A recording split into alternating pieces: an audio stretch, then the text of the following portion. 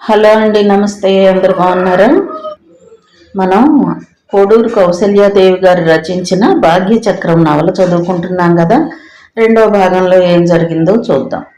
4 రోజుల అనంతరం శ్రీహరి వచ్చే వరకు అతని ఆ దూకుడు అలా నిరాఘంటంగా సాగిపోతూనే ఉంది. స్వదేశంలోనే దూరానికి పంపడం ఇష్టం లేని తండ్రికి దేశాలు వెళ్తానని రాయడంలో గల నీ సాహసం ఏమిటో శ్రీహరిని గుమ్మంలోనే నిలవేసి శ్రీపతి వేసిన మొదటి ప్రశ్న అది. అయ్యో, కాస్త లోనికి రానివ్వండి, అదేం ప్రవర్తన, వాడంత దూరాన్ని నుండి వస్తే భార్య లక్ష్మి కలగజేసుకుంది. నోర్మై, భార్యను కసురుకున్నాడు. ఊరికి ఆవేశపడకు నాన్న, నేను చెప్పేది శాంతం విను. లోనికి వచ్చి ఓ కుర్చీలో కూర్చుని బూట్లు విప్పుతూ నచ్చజెప్పసాగాడు శ్రీహరి. ఇండియా మొత్తం మీద సెలెక్ట్ అయిన ముగ్గురులో నేనొకడిని నాన్న. ఇంతటి అవకాశం లభించటం సామాన్య విషయం కాదు. ఇంతటి సదవకాశాన్ని విద్యావంతులు, వివేకవంతులు కాలదన్నుకోరు. నేను ఎటువంటి చెడు అలవాట్లకు లోబడనని ప్రమాణం చేస్తున్నాను. ఆ ట్రైనింగ్ పూర్తయి వస్తే కొన్ని వేల జీతంతో గొప్ప హోదాలో ఉండవచ్చు. ఒరే, ఏదో మూర్ఖుడికి చెప్పినట్లు నాకు ఎంతగా చెప్పాల్సిన పని లేదు. అవన్నీ నాకు తెలుసు. కొన్ని వేల జీతం అంటే నేను ఆశతో ఒప్పుకోగలను అనుకుంటున్నావేమో. నువ్వు బ్రహ్మాండమంతా తెచ్చి నా నెత్తిన పెడతానన్నా సరే, నేను అంగీకరించేదే లేదు. విమానం, విదేశం వినాశనానికి కారణాలు. మనుష్యుల నాశనానికి మారణాయుధాల కంటే ప్రమాదకరమైనవి. అలా తీర్మానం చేయకు నాన్న, ఓర్పుగా శాంతంగా అన్నాడు శ్రీహరి. తిరిగి నచ్చజెప్ప చూస్తూ, విదేశాలకు వెళ్ళి సురక్షితంగా తిరిగి వచ్చిన వారెందరు లేరు అంటూ ఉదాహరణాత్మకంగా చూపించాడు. విమానాలు ఎక్కకుండా ఉన్నవారంతా చనిపోకుండా బ్రతికి లేరు. మృత్యువు ఆసన్నమైతే కులాసాగా నిక్షేపంగా నడుస్తున్నవాడు నిమిషంలో ఎగిరిపోవచ్చు. హాయిగా తిని తిరుగుతున్నవాడు కూడా ఒక్క క్షణంలో చస్తాడు. మనిషిని మృత్యువు నుండి కాపాడడం ఎవ్వరి తరమూ కాదు. అయినా శ్రీపతి మంకుపట్టు వదల్లేదు. ఒరే, ఒక్కటే చెప్తున్నా విను. నేను బ్రతికుండగా నా కొడుకులెవ్వరూ అంతంత దూరాలు వెళ్ళలేరు. అంతగా మొండితనంగా వెళితే అక్కడ విమానం లేచే సమయానికే ఇక్కడ తండ్రి శవం కూడా లేవగలదు. అంతే నాన్న. ఇక నాన్న లేడు, అమ్మ లేదు. నీకు రేపటి వరకు టైం ఇచ్చాను, ఆలోచించుకో. నా మాట కాదని ఢిల్లీలో ఉద్యోగానికి వెళితే ఊరుకున్నట్టే ఇప్పుడు కూడా ఊరుకుంటాననుకుంటున్నావేమో. అది వేరు, ఇది వేరు. నువ్వలా విదేశాలకు, నేను ఇలా వల్లకాటికి ఒక్కసారే అంటూ అక్కడి నుండి వడివడిగా నిష్క్రమించాడు శ్రీపతి. లక్ష్మి కొడుకు చేతులు పట్టుకుని గొల్లుమన్నది. ఆయన అన్నంత పని చేసి తీరే రకం నాయన. నువ్వైనా కాస్త నీ పట్టుదల వదిలిపెట్టు అమ్మా, దీనంగా అన్నాడు శ్రీహరి. నీ వంటి తల్లులందరికీ తల్లి అయిన తల్లి భారతి ఇలాగే కన్నీరు కురిపిస్తుంది నేడు. ఎవరి బిడ్డలను వారు ఇంట క్షేమంగా దాచుకుని కన్నీరు తుడుచుకుంటారు మీరు. కానీ ఆ అమ్మ కన్నీరు తుడిచేదెవరు? ఆ పని మనమంతా, స్త్రీ పురుషులందరూ చెయ్యాలి. లేనినాడు ఆ కన్నీటి కాల్వలలో మనమందరము, మన జాతి సమూలంగా కొట్టుకుపోయి నామరూపాలు లేకుండా నశించిపోతాం. పిరికి పందలమనే బిరుదును ప్రసాదించి శత్రువులు యథేచ్ఛగా ఈ గడ్డపై తమ బావుటాలను ఎగరవేస్తారు. దానికి మనమందరం తలవంచి బానిసత్వం చెయ్యాలి. చెప్పు, ఏది మంచిదో? కొందరు నశించిన జాతి గడ్డ సుఖంగా ఉంటే అదే చాలు కదమ్మా. దేశం కోసం పట్టుబడిన వాడు బ్రతికినా మరణించినా కూడా యశస్సే. మన నగేష్ బావ చూడు, ఆర్మీలో డాక్టర్ అయి ఎంత వన్నెకెక్కాడు ఈరోజు. నువ్వు దినపత్రికల్లో చూడడం లేదా? దేశం కోసం ఉమ్మడిగా పాటుపడే వాళ్ళెందరైనా ఉంటారు. కానీ ఒక్క కుటుంబం కోసం పాటుపడేవారు, కన్నీళ్లు తుడిచేవారు, కన్నవారు తప్పితే ఇంకెవరుంటారయ్యా? కన్నీటితో ప్రశ్నించింది లక్ష్మి. అయితే అలాగే ప్రతి తల్లి తండ్రి అనుకున్న నాడు ఎదురు ప్రశ్నించాడు శ్రీహరి. ఏమో నాయన, అజ్ఞానురాలిని. నా ఇల్లు, నా పిల్లలు, నా భర్త మినహా మరో లోకం తెలియని ఇల్లాల్ని. అహోరాత్రులు కట్టుకున్న వారి కోసం, కడుపును పుట్టిన వారి క్షేమం కోసం ఆకాంక్షిస్తూ సేవలు చేయడం మినహా నాకేమీ తెలియదు. ఏం చేస్తారో చెయ్యండి. కుటుంబంలో నలుగురి నడుమ నలుగుతూ నోరు మూసుకు అనుభవించడమే ఆడదాని వంతు. కళ్ళొత్తుకుంటూ నిష్ఠూరంగా అనేసి వెళ్ళిపోయిన ఆమె దశ చూస్తూ నిస్సహాయంగా నిట్టూర్చాడు శ్రీహరి. తనలో తానే అనుకున్నాడు, అవును, ఆమె మాట నిజమే. భారత స్త్రీలందరికీ ప్రతినిధిగా పలికిన పలుకులు ఆమెవి. ఆ మర్నాడు ఉదయం భిన్న వదనంతో ఓ చోట కూర్చుని ఉన్న కుమారుణ్ణి 5-6 నిమిషాల సేపు మౌనంగా తిలకించాడు శ్రీపతి. ఏం నిశ్చయించుకున్నావు? కడకు ప్రశ్నించాడు. మంద్రస్వరంతో జవాబిచ్చాడు శ్రీహరి. నన్ను క్షమించు నాన్న, ఈ వయసులో మీకు చాలా బాధ కలిగించాను. మీ ఆజ్ఞ లేనిదే ఎక్కడికి వెళ్ళనని ప్రమాణం చేస్తున్నా. కంఠం వణికింది. అది కలో నిజమో తెలియక చూపరులు అయిపోయారు. ఇక శ్రీపతి పరిస్థితి వర్ణనాతీతం. ఆవేశ ఆనందోద్వేగాలతో కుమారుణ్ణి ఆలింగనం చేసుకుని ఆనంద బాష్పాలు రాల్చాడు. ఇంత తేలిగ్గా నీ పట్టు వదిలిపెడతావని నేను అనుకోలేదు బాబు అంటూ తల్లి శ్రీహరి చెంపలు నిమురుతూ కన్నీరు కార్చింది. మారాలని నేను అనుకోలేదమ్మా, కానీ తెల్లవారుజామున నాకొక భయంకరమైన స్వప్నం వచ్చింది. నన్నెవరో ఎక్కడికో బలవంతంగా లాక్కుపోతున్నట్లు, మీరంతా నా కోసం ఏడుస్తూ ఏమేమో వివరంగా చెప్పలేను. అదే కలవరిస్తూ లేచాను. మనసంతా పాడైపోయింది. ఇందరిని ఉసురు పెట్టి వెళ్ళకపోతే అనిపించింది అన్నాడు ప్రసన్నవదనంతో. పోనీ నాయన, దైవం అనుగ్రహించాడు. ఆనందంతో కళ్ళొత్తుకుంది లక్ష్మి. అబ్బో, పోవాలనుకుంటే మాత్రం మేం పోలేమట్రా. ఆ మాత్రం సాహసించి ఎవరైనా అమ్మా నాన్నల మీద గౌరవం ఉండే ఇలా ఇక్కడే కలిసి ఉండిపోవడం అన్నారు పెద్దవాళ్ళు శ్రీరామ్ శ్రీనాథులిద్దరు. కానీ ఆశాభంగంతో శ్రీహరి ముఖం ఎంతగా చిన్నపోయిందో ఎవ్వరూ గమనించలేదు. ఆ పూట భోజనాల వద్ద అయితే, తమరి ఢిల్లీ ప్రయాణం ఎప్పుడు అని హాస్యంగా అడిగాడు శ్రీపతి శ్రీహరిని. మీరెప్పుడంటే అప్పుడే, చెప్పానుగా మీకిష్టం లేని చోటికి వెళ్ళనని శ్రీహరి సమాధానం. మనస్ఫూర్తిగా నిండుగా నవ్వాడు శ్రీపతి. వెళ్ళరా, వెళ్ళు. అప్పుడేదో అన్నానని అదే పెట్టుకుంటావా మనసులో? ఢిల్లీకేం నిక్షేపంగా వెళ్ళు. కానీ ఉత్తరాలన్నీ మీ అమ్మకే కాదు, నాకు కూడా రాస్తూ ఉండు. 1 అరా. భార్యను కుమారుణ్ణి మార్చి మార్చి చూశాడు. అందరూ తేలిగ్గా నవ్వేశారు. ఎంతసేపు ఆ గొడవలైనా కాస్త పిల్లల పెళ్లిళ్ళు మాట ఏమైనా తలపెట్టకూడదు తెచ్చిపెట్టుకున్న కోపంతో అన్నది లక్ష్మి. ఉండు మరి, అది చెప్తాను. అయితే పిల్ల ఎలా ఉండాలంటావో అడిగాడు కుమారుణ్ణి. అన్నయ్యకు అమెరికన్ లేడీ కావాలి నాన్న, జయశ్రీ హాస్యంగా అన్నది. ఏమైనా జయ వంటి పెంకి పిల్ల మాత్రం వద్దు బాబు, లక్ష్మి తీర్మానం. అద్గది. శ్రీహరి చెల్లెలనెత్తిన ఒక్కటి మొడుతూ నవ్వేశాడు. ఇల్లు ఎప్పటిలాగా హాస్య ప్రతిహాసాలతో కళకళలాడింది. ఆ సాయంత్రం తిరుగు ప్రయాణం పెట్టుకున్న శ్రీహరిని వద్దని వారించాడు శ్రీపతి. ఇక ఈసారి నిన్ను ఒంటిగా పంపదలుచుకోలేదు. ఊళ్ళోనే ఓ మంచి సంబంధం ఉంది. ఈ మధ్యనే ఇక్కడికొచ్చారు. వింటున్న వారిలో పెద్ద కొడుకు శ్రీరామ్ ప్రశ్నించాడు. కట్నం ఎంత ఇస్తారు? శ్రీహరి చటుక్కున అన్నాడు. నాకు కట్నం ప్రధానం కాదు నాన్న, చదువుకున్న పిల్ల కావాలి. అదంతా నాకు వదిలేయిపోయి, పిల్ల మెడిసిన్ చదువుతుంది, బంగారు బొమ్మలా ఉంటుంది చాలా. శ్రీపతి సూటిగా అడిగాడు. తృప్తిగా చిరునవ్వు నవ్వి ఊరుకున్నాడు శ్రీహరి. అలా అసలు విషయం దాటవేస్తే ఎలాగా? 2వ కుమారుడు శ్రీనాథ్ కలగజేసుకున్నాడు. మీ పెద్ద కోడళ్ళిద్దరూ లక్షల కట్నం తెచ్చారు. మరి 3వ కోడలు కూడా ఇందుకు ఏమాత్రమూ తీసుకోకూడదు. తేడా వస్తే గౌరవం తగ్గుతుంది.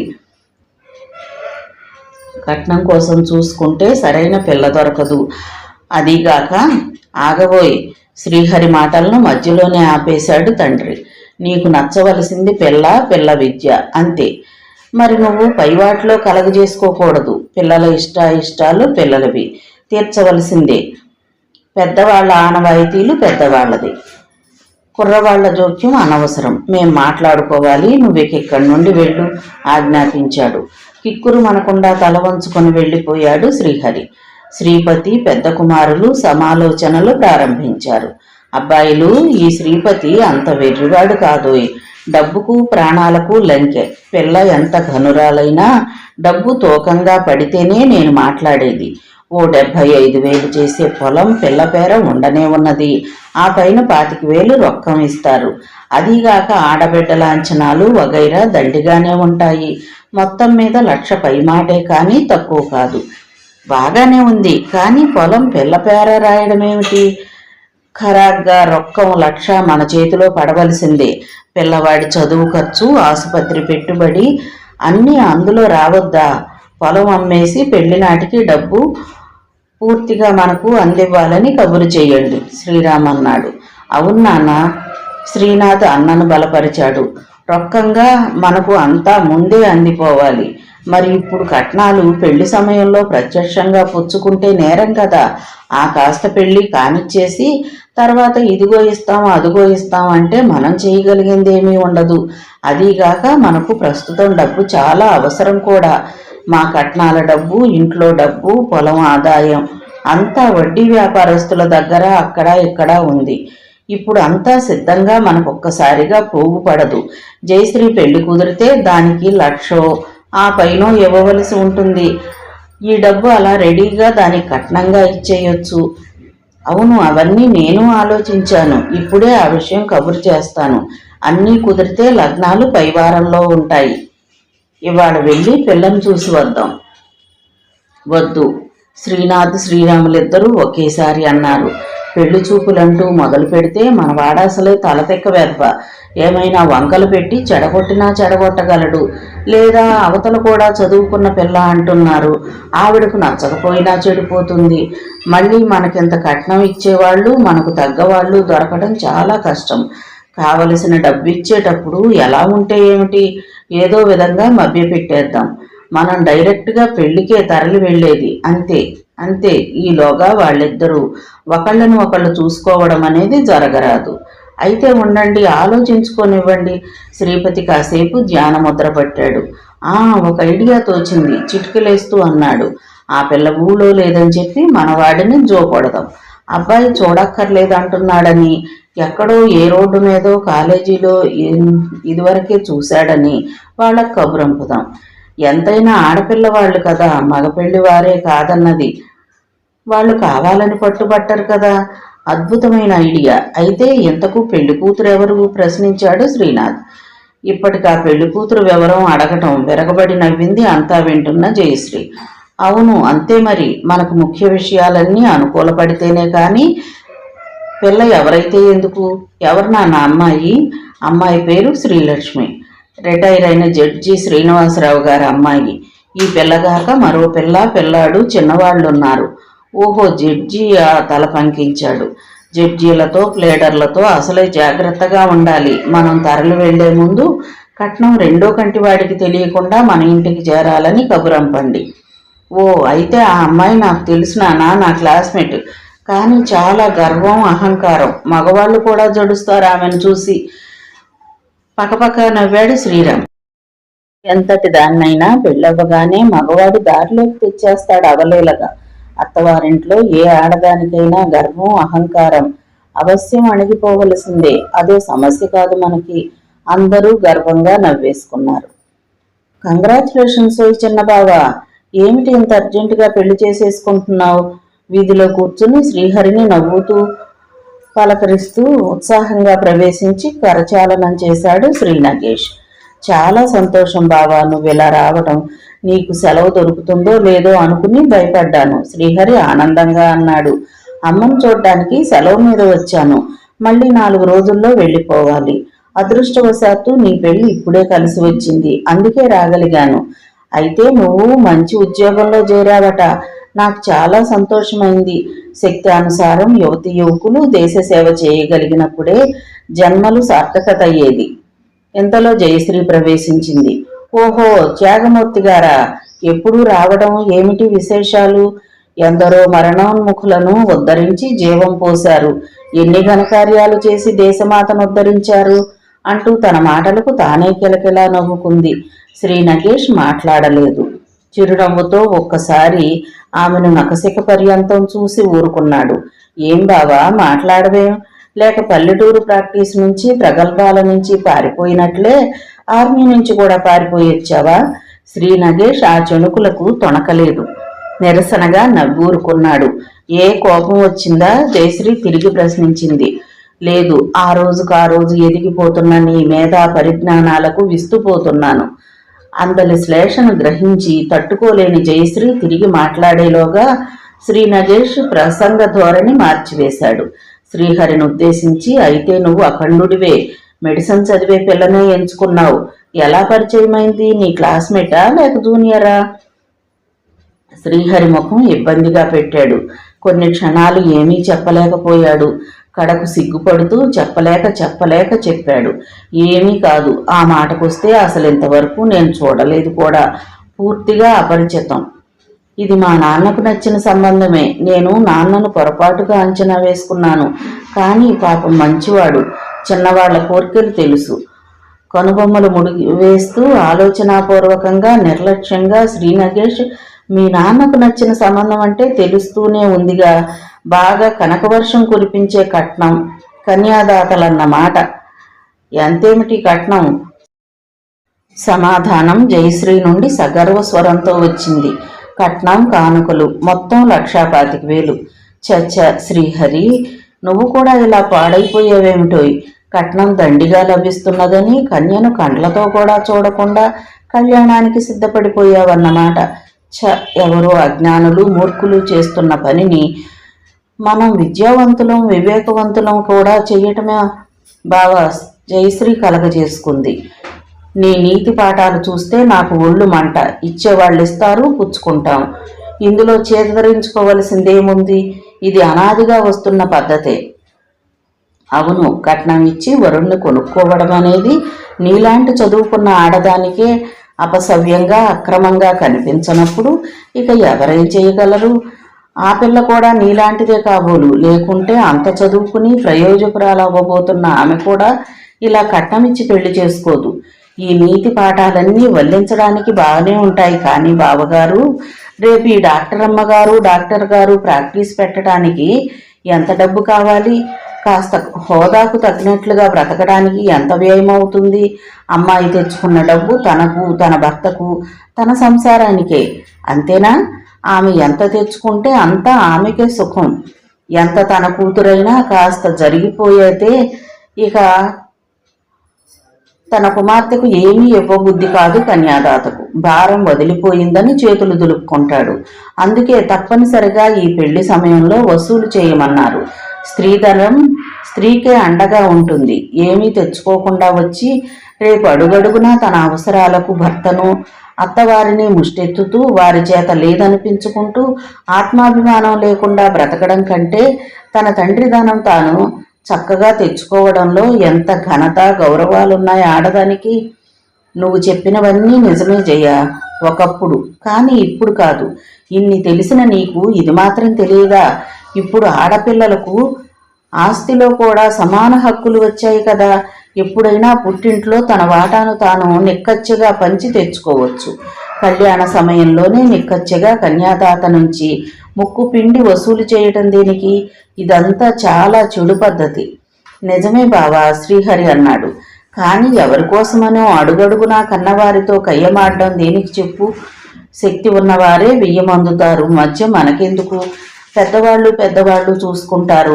నా ఉద్యోగ విషయంలోనే నాన్నతో పెద్ద దెబ్బలాట జరిగింది. చాలా బాధపడ్డాను. ఇక ఈ విషయంలో కూడా నేను కలగజేసుకోవడం దేనికి? మనమేమీ ఎవరినీ నిర్బంధించడం లేదు. శక్తి ఉన్నవాళ్లే ఇస్తారు.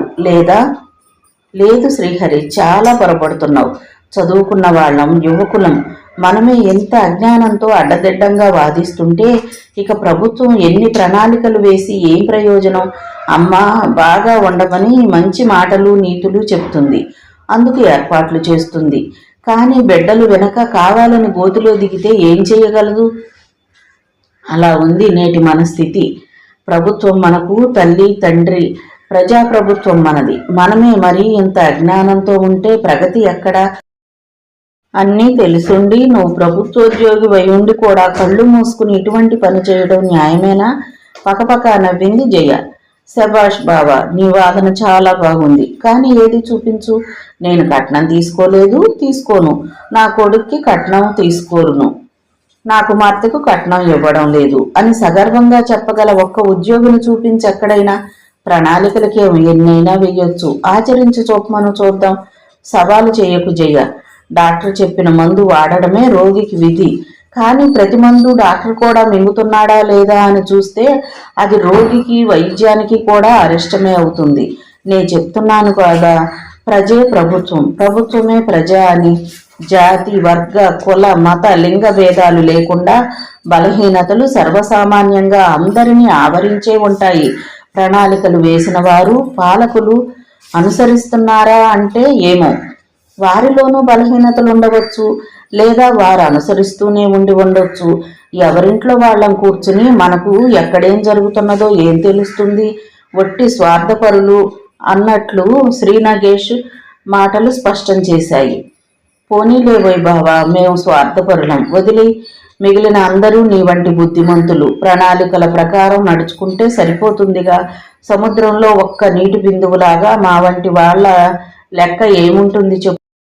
పోనీలే, అర్థం కాని వాళ్లకు అసలు ఇవన్నీ చెప్పి విసిగించడం నాదే బుద్ధి పొరపాటు. అంతలోనే పెండ్లి కుమారుడి మంగళ స్నానాధికాలు కావించాలంటూ పురోహితులు ప్రవేశించి ఆదేశించడంతో పెళ్లి కుమారునితో పాటు తప్పనిసరిగా అందరూ లేచి తమ తమ పనులు చూసుకోవడంలో నిమగ్నమయ్యారు. కళ్యాణ ఘడియలు సమీపిస్తున్నాయి. విడిది నుండి అట్టహాసంగా ఊరేగింపుతో బయలుదేరి ఊరంతా బాణసంచాలతో ప్రతిధ్వనింపజేసి కన్యాదాత గృహానికి వచ్చాడు వరుడు శ్రీహరి. కారు నుండి సగౌరవంగా దింపి లాంఛనప్రాయపు ఎదురుకోలులు వగైరా తంతు ముగించిన పిమ్మట కళ్యాణ వేదికను సమీపిస్తున్న శ్రీహరితో పాటు పందిరి నిండా పరివేష్టితులవుతున్న ఆహూతులందరూ ఒక్కసారిగా వినవచ్చిన గర్జనతో ఉలిక్కిపడి అటు చూశారు. ఏమిటో ఈ ఊరేగింపు, ఈ రావడమును? ఎవణ్ణడిగొచ్చావు? రౌద్రమూర్తి అయి తాండవమాడుతున్న శ్రీపతిని చూసిన శ్రీహరికి వణుకు పట్టుకుంది. మేము లేకుండా అసలు ఊరేగింపుకి ఎలా బయలుదేరావు? ఏమిటి స్వతంత్రం? తండ్రికి మద్దతుగా నిప్పులు కురిపించారు శ్రీరామ్ శ్రీనాథులు. శ్రీహరి విషయమేమిటో అర్థం కాక నిరుత్తరుడై నిలబడ్డాడు. అయ్యా, ఇంకా చాలా తంతు జరగాలి. ముహూర్తం సమీపిస్తోంది. పెండ్లి కుమారుని పెండ్లి పీటల మీద కూర్చోబెట్టండి. నాయనా, ముందు కుడికాలు పెట్టు, కుడికాలు. నోరు ముయ్యండి. బోనబోంతరాలు దద్దరిల్లేటట్లు ఉరిమాడు శ్రీపతి. ముందుకు వస్తున్న శ్రీహరి కుడిపాదం చలనరహితమైపోయింది. అయ్యా, ముహూర్తం. బ్రాహ్మణులు తిరిగి వివరించ ప్రయత్నించారు. నోరు ముయ్యండి. దీని అబ్బల్లాంటి ముహూర్తాలు ఇంకా అనేకం. ఒరే, నువ్వు తిరిగిరా, తిన్నగా విడిదిగిపో. నాన్న. శ్రీహరి ఆశ్చర్యం. నాన్న లేదు, అమ్మ లేదు, పోరా పో. ముందు ఇక్కడి వ్యవహారం తేలాలి. అంతవరకు పెళ్లి లేదు, ముహూర్తము లేదు. పెండ్లి కుమార్తె కూడా వివాహ వేదిక కడకు తీసుకురాబడింది. సహజంగా వధువులందరూ వచ్చినట్లే అవనత వదనంతో వచ్చిన ఆమె పందిట్లో జరుగుతున్న గలాబావిని ఒక్కసారిగా సిగ్గును త్రోసిరాజని తలెత్తి పరిసరాలను పరీక్షగా పరికించింది. పెళ్లిపేటకు అడుగు దూరంలో శిలాప్రతిమలా నిలబడి ఉన్నాడు పెళ్లి కుమారుడు. పెండ్లి కుమార్తె తండ్రి శ్రీనివాసరావు వరుణి తండ్రిని, అన్నలను చేతులు పట్టుకు బ్రతిమలాడుతున్నాడు. బంధువులు, ఆహూతులు కొందరు వేడుకగా, కొందరు జాలిగా, మరికొందరు నిర్లిప్తంగా తిలకిస్తున్నారు ఆ దృశ్యాన్ని.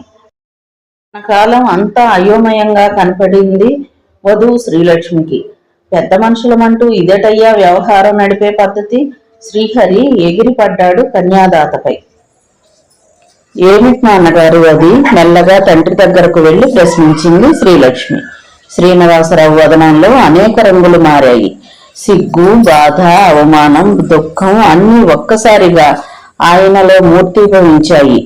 ఏం లేదు తల్లి, ఏం లేదు, నువ్వు లోపలికి వెళ్ళు అన్నాడు దుఃఖభారమైన కంఠస్వరంతో. కలకల్లాడుతున్న కళ్యాణ వేదిక వెలవెలబోతున్నా, కావలసిన కళ్యాణం అనుమాన సందిగ్ధాలకు లోనైనా, వియ్యమందవలసిన వ్యక్తులు కయ్యం రేపుతున్నా, సరస పరిస్థితులు విరసంలోకి దిగినా చెల్లించని చూపరులంతా వధువు అలా దూరమతి అయి తలెత్తి తండ్రిని ప్రశ్నించడంతో మాత్రం ఏదో జరగరాని మహావిడ్డూరం, విపరీతం జరిగినట్లు కళ్ళు కదిలిస్తూ, నోరు వెళ్లబెడుతూ, ప్రక్కవారు చెవులు కొరుకుతూ బాధపడిపోసాగారు. ఇంకా కొందరు నిర్భయంగా, నిర్మోహమాటంగా పైకే విసరసాగారు. చర్చ, ఎంత సిగ్గులేనితనం ఆడదానికి, అందున పెళ్లి కూతురికి సిగ్గు సింగారంగాని. కరోడాలాగా ఎలా తలెత్తి ధైర్యంగా మాట్లాడుతుందో. ఒక ముత్తైదువ బొగ్గలు నొక్కుంది. మరే ఎంత చదువుకుంటే మాత్రం అంత విరగబాట? ఆడది కాదు, ఒక నడు వయస్కుడు ఓ వాచ. ఓ పక్క పెళ్లి అనుమానంలో పడింది. సిగ్గుపడి సగం చచ్చినట్టు ఏడవక తగుదునమ్మా అంటూ తలెత్తి ఎంత సిగ్గు లేకుండా మాట్లాడుతోంది. మరో యవ్వన దశ దాటిన వాడి ఆశ్చర్యంతో కూడిన రిమార్కు. చదువుకున్న ఆడదంటే అందరికీ అలుసు. తానెంతటిదైతే మాత్రం ఆడదానికి అణుకువ అందం, మిడిమిడి జ్ఞానంతో మిడిసిపడే ఒక యువక రత్నం అమూల్య అభిప్రాయం అది. ఏం చదువుకుంటే మాత్రం చదువుకోకుంటే మాత్రం ఆడపిల్ల ఏం తీసిపోయిందని అణిగి పడి ఉండాలి. ఇంకా ఈ లోకంలోని కుళ్ళు, కృత్రిమాలు, అసూయ ద్వేషాలతో అంతగా పరిచయం లేని ఒక 16 ఏళ్ల అమాయక బాలిక ఎదురు సవాలది. అన్నీ వినిపించినట్లే లెక్క చేయకుండా నిలబడింది శ్రీలక్ష్మి. విషయం ఏమిటో నాకు చెప్పండి నాన్నగారు. ఎందుకు సందేహిస్తారు? నేనేమీ పసిపిల్లను, అజ్ఞానరాల్ని కాను. మీ నోటితో మీరే ఎన్నోసార్లు నాకు ఎదిగి అంది వచ్చిన కుమారుడు లేకపోయినా నువ్వే ఆ కొరత తీరుస్తావు, నువ్వు నా కూతురువి కాదు కొడుకువే అన్నారు. అటువంటి నాకు ఈనాడు పేటల వరకు వచ్చిన ఈ పెళ్లికి ఈ రభస జరుగుతున్న కారణం ఏమిటో తెలుసుకునే అర్హత లేదా? శ్రీనివాసరావు కరిగిపోయాడు. కుమార్తెను అక్కున చేర్చుకుంటూ చెప్పలేక చెప్పాడు. ఉంది తల్లి, అర్హత నీకు ఉంది. కానీ నాకే తెలివి, యోగ్యత లేవు. అన్నిటా నీ సహాయం తీసుకునే నేను ఈ ముఖ్య విషయంలో మాత్రం నీ సలహా సంప్రదింపులు లేకుండా విషయం రహస్యంగా గోప్యంగా ఉంచాను. అందుకే ఈ శిక్ష. ముఖం కొట్టుకున్నాడు. అంతా చూస్తున్న శ్రీపతి అసహనంతో మండిపడ్డాడు. ఏమిటయ్యా ఈ తాత్సారం? అవునో కాదో ఒక్క ముక్క చెప్తే మేము ఉండేదో పోయేదో తేల్చుకుంటాం. ఏమిటి మామయ్య, విషయం ఏమిటి? శ్రీ నగేష్ కూడా రంగంలోకి దిగాడు. ఏమిటా? క్రూరంగా చూశాడు శ్రీపతి. చూడు, ఈ పెద్ద మనిషి మహా జిల్లా జడ్జి చేశాడట. ఇలాగే కావాలి. పెళ్లికి ముందే 1,25,000 రొక్కంగా తెచ్చి నా ఇంట్లో పెడతానన్నాడు. నమ్మాను. ఒక్క 25 మాత్రం ఇచ్చాడు. మిగిలినది తరలి వచ్చాక ఇస్తాను, ఇంకా పొలం అమ్ముడు కాలేదు అంటూ బ్రతిమాలాడు. అది నమ్మాను. వచ్చాం. తీరా వచ్చాక చూడు, ఇంకా అమ్ముడు కాలేదు, తర్వాత ఇస్తాను అంటున్నాడు. ఈ నక్కజిత్తులు నాకు తెలియవా? ఇక తర్వాత ఏమిస్తాడు? శ్రీ నగేష్ నీళ్లు కారిపోయాడు ఆ మాటలకు. ఆ మాట నిజమే అబ్బాయి గారు. శ్రీపతి చేతులు వదిలేసి శ్రీనివాసరావు శ్రీ నగేష్ చేతులు పట్టుకున్నాడు. మీరెవరో నాకు తెలియదు, కానీ ముఖ్యుల్లాగున్నారు. కాస్త మీరైనా నచ్చ చెప్పండి బాబు.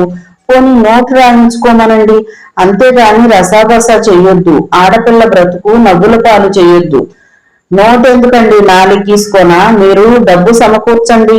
అన్నీ కుదిరితే పెళ్లికి మళ్లీ తరలి వస్తాం అంటూ రయ్యిన అరిచాడు శ్రీరామ్. అంతే, నడవరా శ్రీహరి, పోదాం. శ్రీపతి స్థిరంగా అంటూ అడుగు ముందుకు వేస్తుంటే కదలనీయకుండా పట్టుకుని శ్రీనివాసరావు ఇంకా బ్రతిమాలుతూనే ఉన్నాడు. శ్రీ నగేష్ కు పరిస్థితి అంతా చాలా అసహ్యకరంగా కనిపించింది. చిచ్చి, ఏమిట్రా శ్రీహరి ఇదంతా? ఎంత వ్యక్తిత్వం లేని అప్రయోజకుడుగా నువ్వు. సరసంగా కావలసిన కళ్యాణానికి అడవి మూర్ఖుల్లాగా ఎంత రసాబస చేసుకోవడం ఏంటి? శ్రీహరి బెదురుతూ తండ్రి వంక చూశాడు. శ్రీపతి నేత్రాలు నిప్పులు కురిశాయి. నువ్వు నోరు మీరా నగేష్. కూసే గాడిద వచ్చి మేసే గాడిదను పాడు చేసిందట.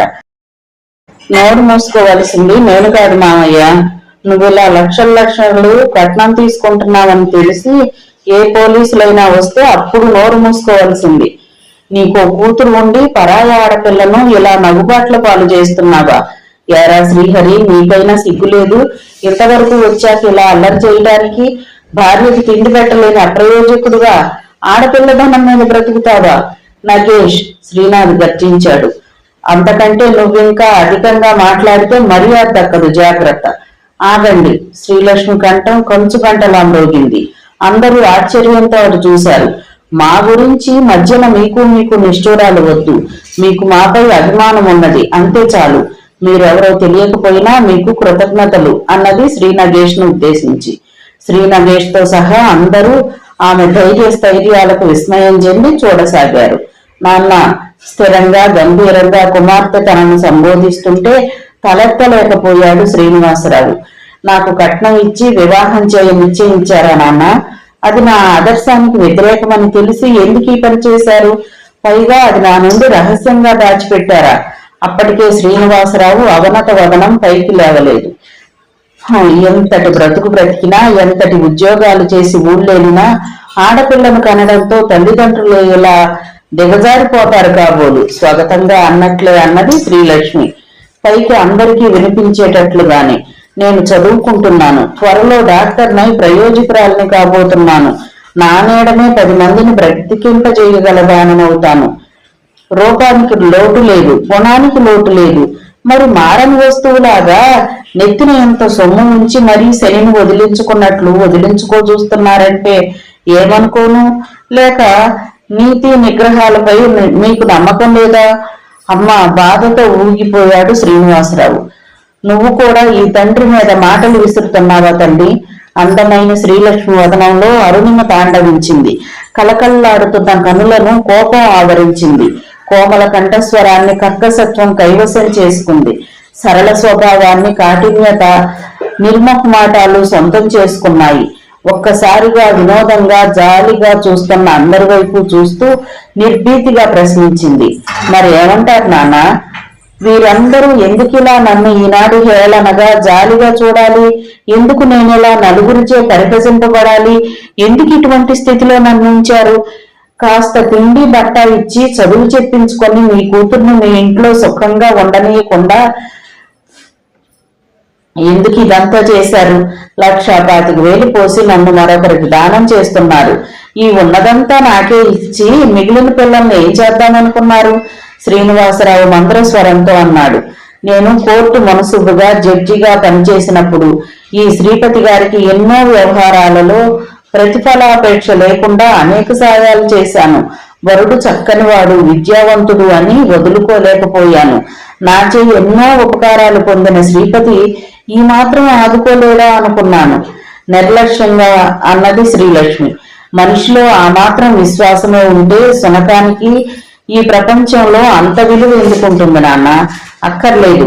ఎంత హీనంగా దిగజారిపోయిన ఈ వ్యవస్థ సమూలంగా నాశనమైపోయి కన్యలందరూ ఆజన్మాంతం అవివాహితులుగానే ఉండిపోయినా నాకు చింత లేదు. కానీ ఈ పాడు పద్ధతిని మాత్రం నేను హర్షించలేను. అమ్మాయి, కాబోయే అత్తవారినే మాటలు మీరుతున్నావు, శ్రీపతి హెచ్చరించాడు. అత్తవారు హేళనగా పలికింది శ్రీలక్ష్మి. మరల కంటే హీనమైపోయిన మనుషులు, ఇంకా బాంధవ్యాలు, వరస వావిళ్ళు ఎక్కడా? ఇక ఆశలు ఏమీ లేవు. అయ్యా వెళ్ళిరండి. అంత కఠినాత్ములైన మీకు కోడరికము, అంత అప్రయోజకుడైన మీ అబ్బాయికి కాపురము చేయవలసిన కన్య ఎవరో? చాలా దురదృష్టవంతురాలు. చిచ్చి, అవమానం! శ్రీరాములు కాలితో నేలను తన్నుతూ అరిచారు. అవును, మాకు జరిగిన అవమానానికి ప్రత్యవమానం ఇది. మా నాన్నగారు పెళ్లి చేయటానికి, మీరు చేసుకోవడానికి నేనేమి బొమ్మను కాను. ఈ జన్మలో ఇక మీకు మాకు బంధుత్వం కుదరదు. సత్వరం వెళ్ళిపోండి. అమ్మా తల్లి, ఏమిటిది? ఇది మనకే అవమానం. ఆ విషయాలు నేను ఎలాగో సర్దుబాటు చేసుకుంటాను. నువ్వు మాట్లాడక ఊరుకో తల్లి అంటూ శ్రీనివాసరావు తిరిగి శ్రీపతిని బ్రతిమాలుకోబోతూ కుమార్తె పిలుపు విని ఆగిపోయాడు. నాన్న, ఇక వారిని మీరు ప్రాధేయపడ్డారంటే నా మీద ఒట్టే. ప్రాజ్ఞులు, వివేకవంతులు అయిన ఆడపిల్లలను కూడా ఈ దేశంలో తల్లిదండ్రులు ఇలా ఇంకా పిన్నవారిని అమాయకులను చూచినట్లే చూడడంతోనే సమస్యలు ఇలా అధికమైపోతున్నాయి. ప్రభుత్వం వారి ప్రణాళికలు పాడైపోతున్నాయి. యువకుల వల్ల, పెద్దల వల్ల మాసిపోని ఈ వరకట్న దురాచారాన్ని నామరూపాలు లేకుండా నశింపజేయడానికి ఇక యువతులే కంకణం కట్టుకోవాలి. ప్రభుత్వం వద్దని శాసించినప్పటికీ కట్నాలు ఇచ్చేవారు ఇస్తున్నారు, తీసుకునేవారు తీసుకుంటున్నారు. వరులు నిర్లజ్జగా అమ్ముడైపోతున్నారు. ఎంతెంత డబ్బు పోసి కన్నవారిని ఉసురు పెట్టి ఒక విశ్వాసఘాతకునికి, అప్రయోజకునికి కొనుక్కుని అతని వంశాన్ని అభివృద్ధి చేసే కంటే అభిమానవతి అయిన కన్య ఆజన్మాంతం కన్యత్వంతోనే హాయిగా ఉండిపోతే మేలు. అసంభవమైన నాడు కళ్యాణం కంటే మరణమే మంచిది. వధువు తల్లి పరుగు పరుగున వచ్చింది లోనుండి. కుమార్తె నోరు చేతితో మోస్తూ, అనుకోని ఈ సంఘటనకు అమ్మాయి మతి కాస్త చెదిరినట్లుంది అన్నగారు, మీరు క్షమించాలి. అనుకున్న ముహూర్తం దాటిపోకుండా ఆ కాస్త 3 ముళ్ళు పడనీయండి, తర్వాత డబ్బిచ్చుకుంటాం. లేకుంటే పిల్ల ఏ అఘాయిత్యానికైనా పాలుపడే ప్రమాదం ఉంది అంటూ శ్రీపతిని బ్రతిమలాడింది. చాలు, ఈ పొగరబోతు పిల్ల మనకెందుకు అని శ్రీనాథులు వగరుస్తున్నప్పటికీ డబ్బే ప్రధానంగా గల శ్రీపతి వ్యవహారం మొదటికే బెడిసి కొడుతోందేమోనని గ్రహించి మెత్తపడబోయాడు.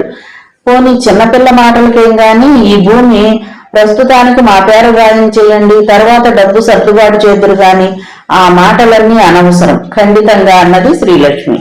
నాకేమీ మతి చెదరలేదు. బెంగ పెట్టుకోవడానికి, మతి చెడి అఘాయిత్యాలు చేయడానికి నేనేమీ తెలివి తక్కువ దాన్ని కాదు. ఎవరో కటిక వాళ్ల కోసం కన్నగారి కడుపులో కార్చిచ్చు పెట్టను. మీరంతా నిశ్చింతగా ఉండండి అమ్మా, నేనేమీ తొందరపడను. కానీ మీపై మాత్రం ఇక నా వివాహ బాధ్యత లేదు. కులం, మతం, ధనం పట్టుకు వేళ్లాడకుండా ప్రాజ్ఞత వచ్చిన ప్రస్తుతానికి మళ్ళీ తల్లిదండ్రులపై బాధ్యత మోపకుండా ప్రతి కన్య తన వరుణ్ణి తానే ఎంచుకుంటే డబ్బును పిండే ఈ రాబందులందరికీ రోగం అణిగిపోతుంది. ఇక నేను ఆ పని చేయదలుచుకున్నాను. ఇది కళ్యాణ వేదిక కాదు, అవమాన సభ. పౌరహితులు, పెద్దలు, మంత్రాలు, హోమాలు, కంకణాలు, బాసికాలు, ఓ ఈ అన్నిటికీ విలువ, పవిత్రత ఒకనాడున్నాయేమో కానీ ఈనాడు లేవు. ఈనాడు వీటి అవసరమే లేదు. మనిషి స్వార్థం ముందు ఈనాడు మీరందరూ ఇవన్నీ ఏమీ చేయలేవు. వీటితో నిమిత్తం లేని పవిత్రమైన మనోబంధం మాత్రమే నేడవసరం. ఏ బాహ్య బంధాలు కాజాలవు. మొదట వాసికం చేతి కళ్యాణ కంకణం తీసి నిండుగా ప్రజ్వరిల్లుతున్న హోమగుండంలోకి విసిరేసి విసవిస తన గదిలోకి పోయి తలుపు మూసుకున్న శ్రీలక్ష్మిని ఎవరికి వారే చిత్రంగా మౌనంగా చూస్తూ ఉండిపోయారు. ఇది ఒక ఆడదా? ఇక దానికే కాదు, ఈ ఊరి ఆడపిల్లలకే పెళ్లి కాదు. గయ్యాళి మేళం చెరచెరలాడుతూ శ్రీపతి కొడుకులు తిరిగి ముఖం పట్టారు. మాటలు తిన్నగా రాని, లేకుంటే ఊరు దాటవు. ఓ యువకుడు చేతికర్ర నేలకేసి కొట్టి సవాలు చేశాడు. అవురా కలికాలం అన్నాడు ఒక వృద్ధుడు శ్రీలక్ష్మి ప్రవర్తనను నిరసిస్తూ. పొయ్యే కాలం నాయన, వంట పాడింది ఒక వృద్ధ వనిత. పర్వాలేదు, ఏ ఆడపిల్ల చేయని సాహసం ఇవాళ ఒక ఆంధ్రుల అమ్మాయి చేయడం నిజంగా గర్వకారణం. ప్రతి ఒక్కరూ ఇలా ఉంటే ధనమదాంగుల పొగరు అణిగిపోదు అంటూ వ్యాఖ్యానించింది మరొక యువతి. ఆహాహా, ఏం నావెల్టి. ఈ అమ్మాయి ముందు ఏ హీరోయిన్ కూడా దిగదుడిపే. ఈ సీనే గనక ఏ సినీ డైరెక్టర్ అయినా చూసి ఉంటే గుండెలు బాదుకుని ఉండును. తక్షణం తన సినిమాలో కాపీ కొట్టేసి ఉండును. పేటల మీద చెడిపోయిన కళ్యాణంలో వరిని కాళ్లు పట్టి కడివేడి కన్నీరు కురిపించే కన్యలను చూసి చూసి విసిగెత్తిపోయారు ప్రేక్షకులు అంటూ ఆశ్చర్యపడిపోయాడు ఒక కాలేజీ విద్యార్థి.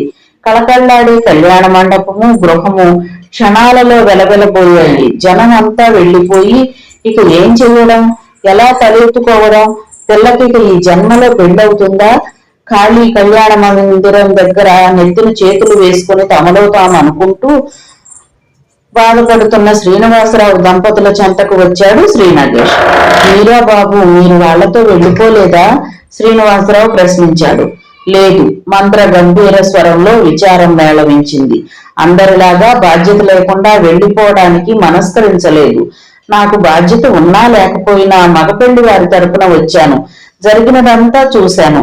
మిమ్మల్ని సముదాయించి క్షమాపణలు తెలుపుకోవలసిన బాధ్యత మనిషిగా నా మీద ఉంది అనుకున్నాను. అందుకే హడావుడి అణిగి మీరు కాస్త స్థిమిత పడే వరకు బయట వేచి ఉన్నాను.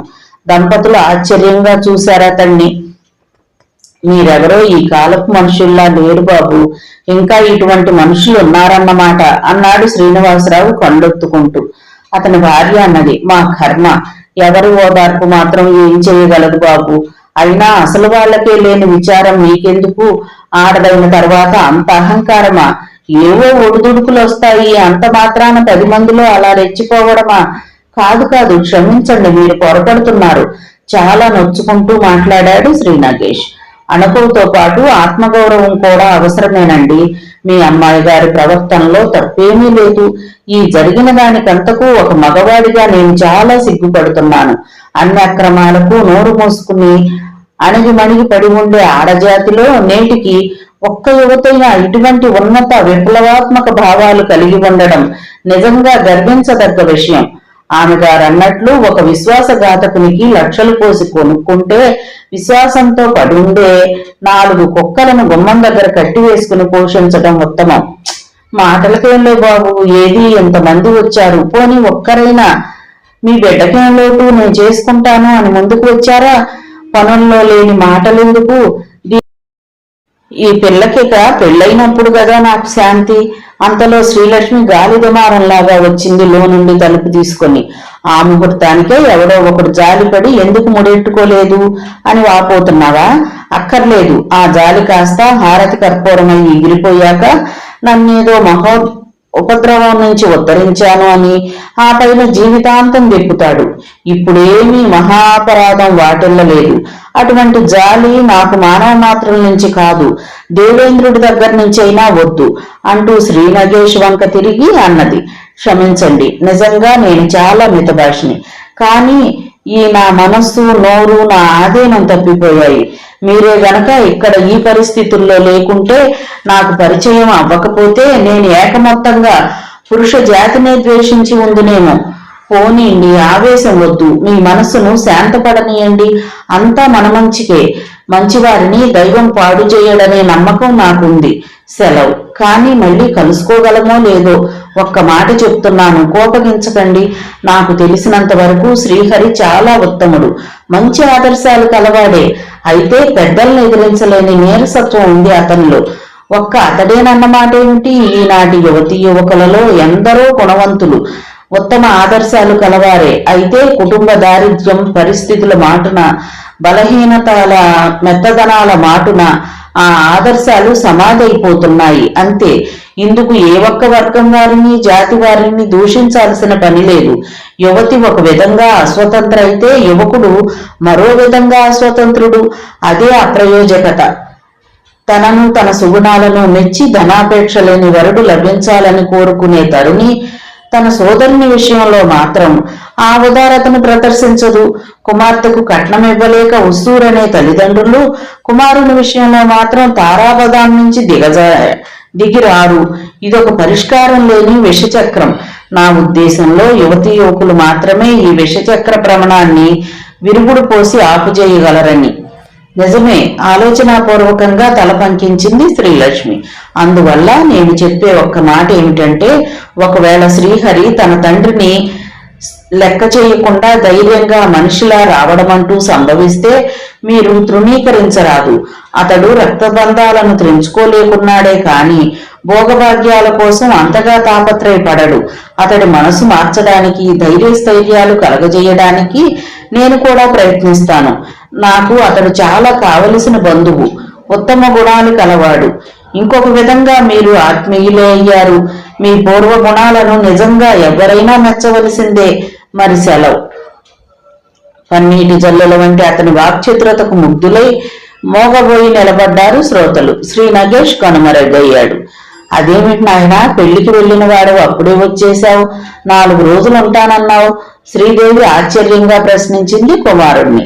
శ్రీ నగేష్ పరధ్యానంగా అయిష్టంగా జవాబు చెప్పాడు. పెళ్లి జరగలేదమ్మా. అదేమిటి ఆశ్చర్యంగా అన్న శ్రీదేవి తేరుకోవడానికి 5 నిమిషాలు పట్టింది. ఏం ముహూర్తం ఏ కారణాన్నైనా మారిందా? నిట్టూర్చాడు శ్రీ నగేష్. ముహూర్తం మారడం కాదు, మనుషుల మనసులే మారిపోయాయి.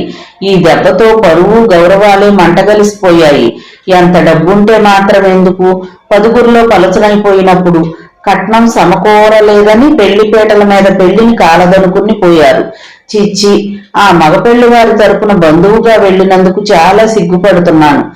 ఎంత దారుణం! చిచ్చి, అన్నయ్యే ఇలా ప్రవర్తించాడా? డబ్బు కోసం ఆ ఆడపిల్ల బతుకు బండలు చేశాడా? పాపం ఏ అఘాయిత్యానికి పాల్పడుతుందో ఏమో ఆ పిల్ల. లేదు, అదొక్కటే సంతోషకరమైన విషయం. అమ్మాయి చాలా ధైర్యస్తురాలు. చెప్పుతో కొట్టినట్టు మాట్లాడి పొమ్మంది. శ్రీదేవి కనుబొమ్మలు ముడివేసింది.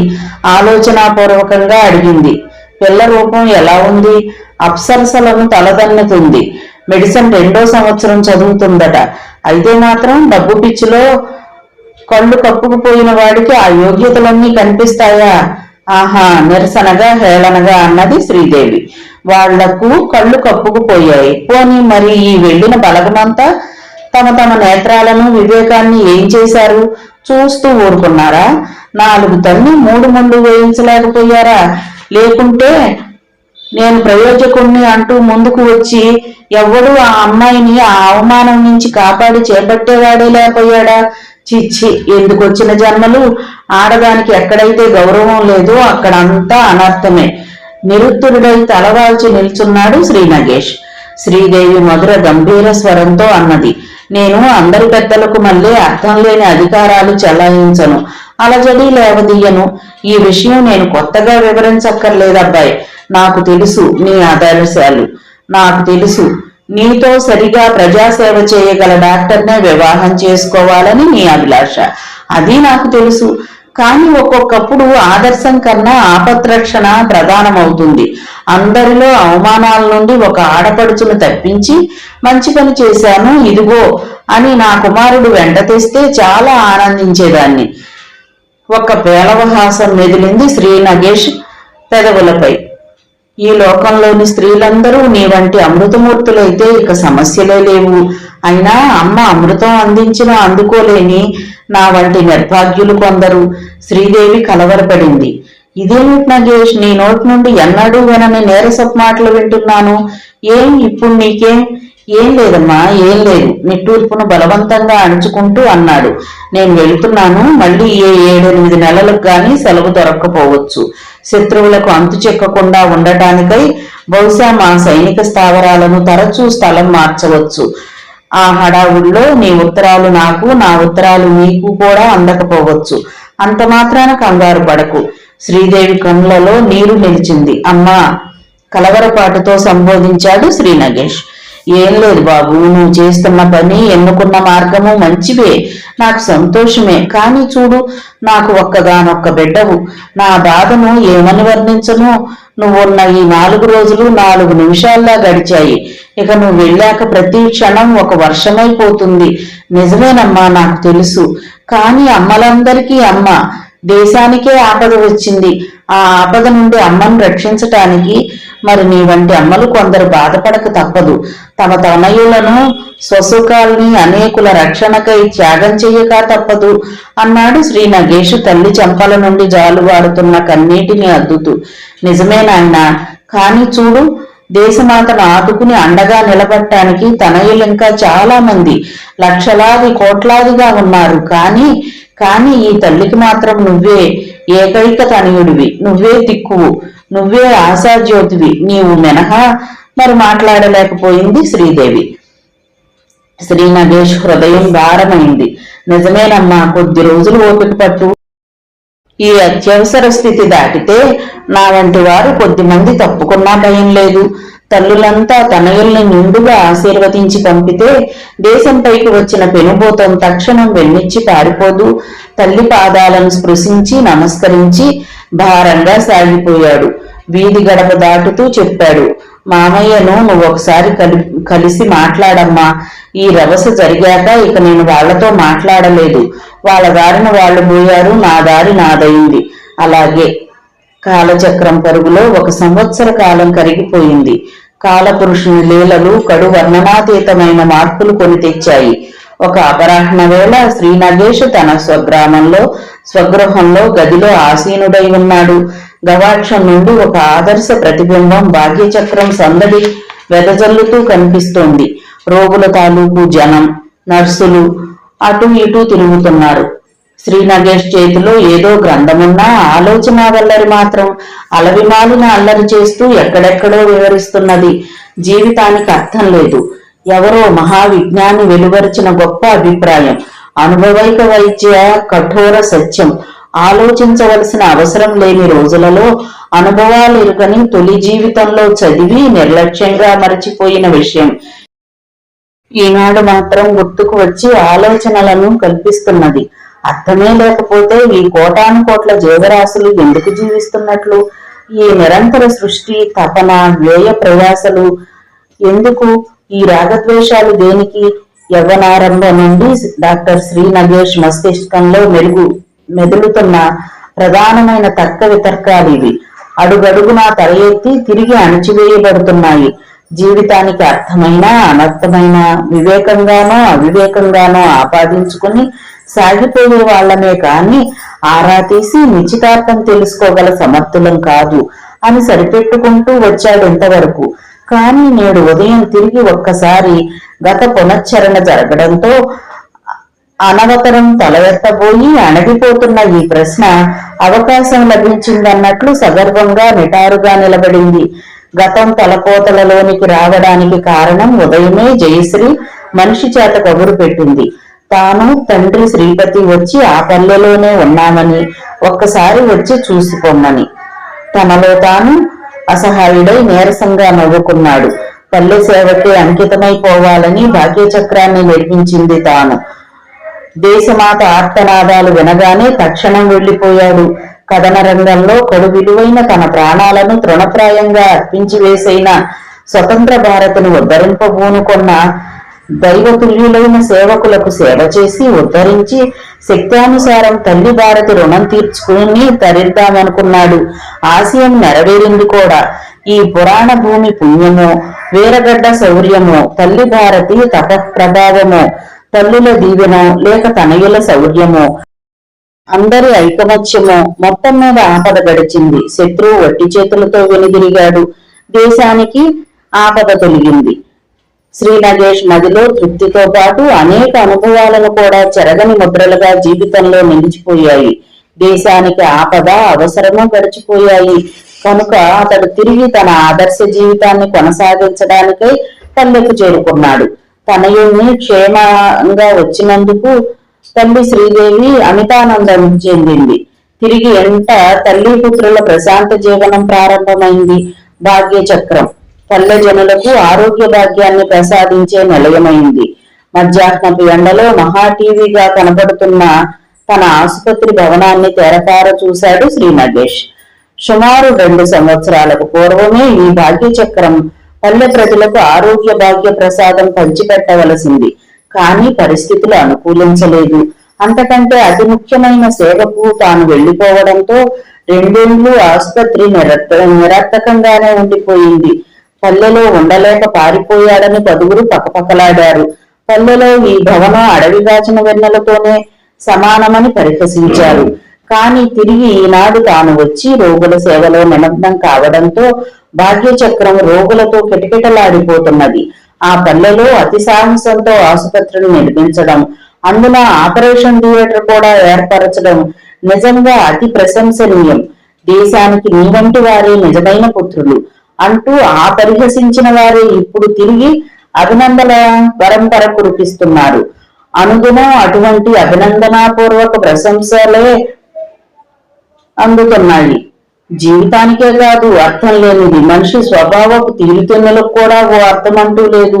మానవులే ఏ సమయంలో ఎలా ప్రవర్తిస్తారో, ఏం మాట్లాడతారో అనూహ్యం. ఎదురుగా డ్రాయర్పై పడి ఉన్న ఉత్తరాల బుట్టను చూస్తూ శ్రీ నగేష్ ఆలోచనా వాహినిలో కొట్టుకుపోతూ తల్లి ప్రవేశాన్ని కూడా గమనించలేదు. ఏమబ్బాయి, మళ్ళీ 4 అయితే ఆసుపత్రికి వెళ్లిపోతావు. జై దగ్గరకు ఓసారి వెళ్లి రాకూడదు, కబురంపించింది కదా అన్నది శ్రీదేవి. పరధ్యానంగా అని ఊరుకున్నాడు శ్రీ నగేష్. ఒక్క క్షణం తనయుణ్ణి పరిశీలనగా తిలకించి సానునయంగా అన్నది. రాక వచ్చిన వాళ్ళు వస్తూనే మన ఇంటికి రాక వేరే ఉండి కబురంపడం ఏమిటని కోపం తెచ్చుకున్నావా, లేక ఏమైనా గతమంతా తలుచుకుని అభిమానపడుతున్నావా? మనకి అటువంటి పట్టింపులు అనవసరం. జయ సహజంగానే కొంచెం పెంకి పిల్ల, వివేకం తక్కువ. సరే, మీ మామయ్య మతిమాలిన వాడయ్యాడు కదా, అయినా ఎందుకు, నువ్వు డాక్టరువు, బంధువు, వెళ్లి చూడడం నీ ధర్మం. నేను ఎక్కడికి వెళ్ళని దాన్ను. మీ నాన్నగారు చనిపోయిన నాటి నుండి ఇంతవరకు నేను గడప దాటలేదు. లేకుంటే నేనే వెళ్లేదాన్ని. శ్రీ నగేష్ చెల్లించాడు. ఎందుకమ్మా అంత మాటలు? ఇదిగో ఇప్పుడు వెళ్తున్నాను, లేచి జోళ్లు తొడుక్కుంటూ అన్నాడు. అలా ఎవరో పరాయి వాళ్ళు ప్రవర్తించినట్లు ప్రవర్తించడం నాకేం బాగుండలేదని చెప్పు. వచ్చి ఇక్కడే మన ఇంట్లోనే ఉండమన్నానని చెప్పు. అలాగే. జీవితానికి అర్థం లేదు, అవునా? ఎవరో మహానుభావులు చెప్పినట్లు జీవన సాగరాన్ని మదించి వెలికి తీసిన సత్యాలలో క్షీరసాగర మదన ఫలితంగా అమృతంతో పాటు ఉద్భవించిన హాలాహలంలాగా, సిరితో పాటు అవతరించిన జ్యేష్ఠలాగా నిలిచిపోయిన చేదు విషయం ఈ సూక్తి. అయితే ఇది కొందరు దురదృష్టవంతులకు మాత్రమేనా? అందరికీ ఎప్పుడో ఒకప్పుడు గుర్తింపు కలిగేదేనా? డాక్టర్ బాబు వచ్చారు అమ్మాయి గారు. ఆలోచనలతో సతమతమవుతున్న జయశ్రీ దాసి పిలుపు విని లేచింది. ఇప్పుడే వస్తున్నాను. హాల్లో కూర్చోబెట్టు. శ్రీ నగేష్, జయశ్రీలిద్దరూ కొద్ది నిమిషాలు మౌనంగా ఒకరినొకరు తిలకిస్తూ ఉండిపోయారు. ఉన్నట్లుండి జయశ్రీ అన్నది, ఆర్మీలో పనిచేసి వచ్చావని, చాలా అనుభవజ్ఞుడైన డాక్టర్గా పేరుకెక్కావని విన్నప్పుడు ఎందుకో నిన్ను బాగా ఎదిగిపోయిన వ్యక్తిగా అతి గంభీరంగా ఊహించబుద్దయింది. కాని నువ్వేం మారలేదు బావా, అలాగే 25 సుందర యువకుడుగానే ఉన్నావే అంటూ నవ్వేసింది. కానీ అది కళాహీనంగా ఉండడం గమనించాడు శ్రీనగేష్. శ్రీనగేష్ పెదవులపై కనిపించి కనిపించని చిరుహాసం మెదిలి మాయమైంది. ఏం కబురు పెట్టావు? ఖాళీ కప్పు బల్లపై ఉంచుతూ అడిగాడు. అదేంటి బావా, మరీ అంత పరాయి వాళ్ళ అడుగుతున్నావు? మరి ఎలా అడగను? పరాయి వాళ్ళమని అనుకోకపోతే తిన్నగా మా ఇంటికే వద్దు కదా. కలకత్తాలోనో ఎక్కడో ఉన్నారని విన్నాను. ఇంత హఠాత్తుగా వచ్చారేంటి? ఏ వార్త లేకుండా? జయశ్రీ వదనం ఉదాసీనంగా విచారంగా మారిపోయింది. ఏ ముఖంతో రావాలి మీ ఇంటికి? ఇంత దారుణం జరిగిపోయినా నువ్వు గాని అత్తయ్య గాని ఒక్కసారైనా వచ్చి నన్ను పలకరించి ఓదార్చిన పాపాన పోలేదు. అక్కడికి సిగ్గు వదిలి అత్తయ్యకు ఉత్తరం రాశాను కూడా, పరిస్థితులను వివరిస్తూ, నాకు సహాయంగా వచ్చి ఉండమని అర్థిస్తూ. నిర్మోహమాటంగా వ్రాసింది రానని. ఈ ఏడాది నుండి తిరగని నగరము ఆసుపత్రి లేదనుకో, కాని ఎక్కడా నాన్నకు మతి స్థిమితం లభించలేదు. ఒక్కొక్కసారి మరీ ఆవేశపడి నానా హంగామా చేసేస్తాడు. ఇక అటువంటి మనిషితో వచ్చి మీ ఇంట్లో ఉండడం ఎలాగా? అదీగాక అంత జరిగాక ఏడాదికి మనం తిరిగి ఈనాడే కదా కలుసుకున్నది. నిట్టూర్చాడు శ్రీనగేష్. అటువంటి అభిమానాలు అభ్యంతరాలు పెట్టుకోకు జయ. అమ్మ సంగతి నీకు తెలియందేమన్నది? ఈ దేశంలో చాలా మంది స్త్రీలకు భర్తతో గడిపిన జీవితమే గణనీయం. అతడితో నివసించిన గృహమే దేవాలయం, ఆ స్థలమే కైలాసం. అమ్మ అక్షరాల భారతనారి. ఆమె ఇక జీవిత కాలంలో ఆ గడప దాటదనే నా నమ్మకం. ఇక నా సంగతి అంటావా? నా బాధల్లో నా గొడవల్లో నేనున్నాను. నెల క్రితం నేను ఇక్కడికి వచ్చే వరకు నాకు ఈ సంగతే తెలియదు. అసలు మీ విషయాలు వివరంగా తెలియవు. నీకు బాధలా బాగా? జయశ్రీ ఆశ్చర్యంగా అడిగింది. పేలవ దర్హాసంతో జవాబిచ్చాడు శ్రీనగేష్. పోనీ ఏం లేవులే, ఇక ఇలా కష్టాలు మననం చేసుకుంటే అయినట్లే.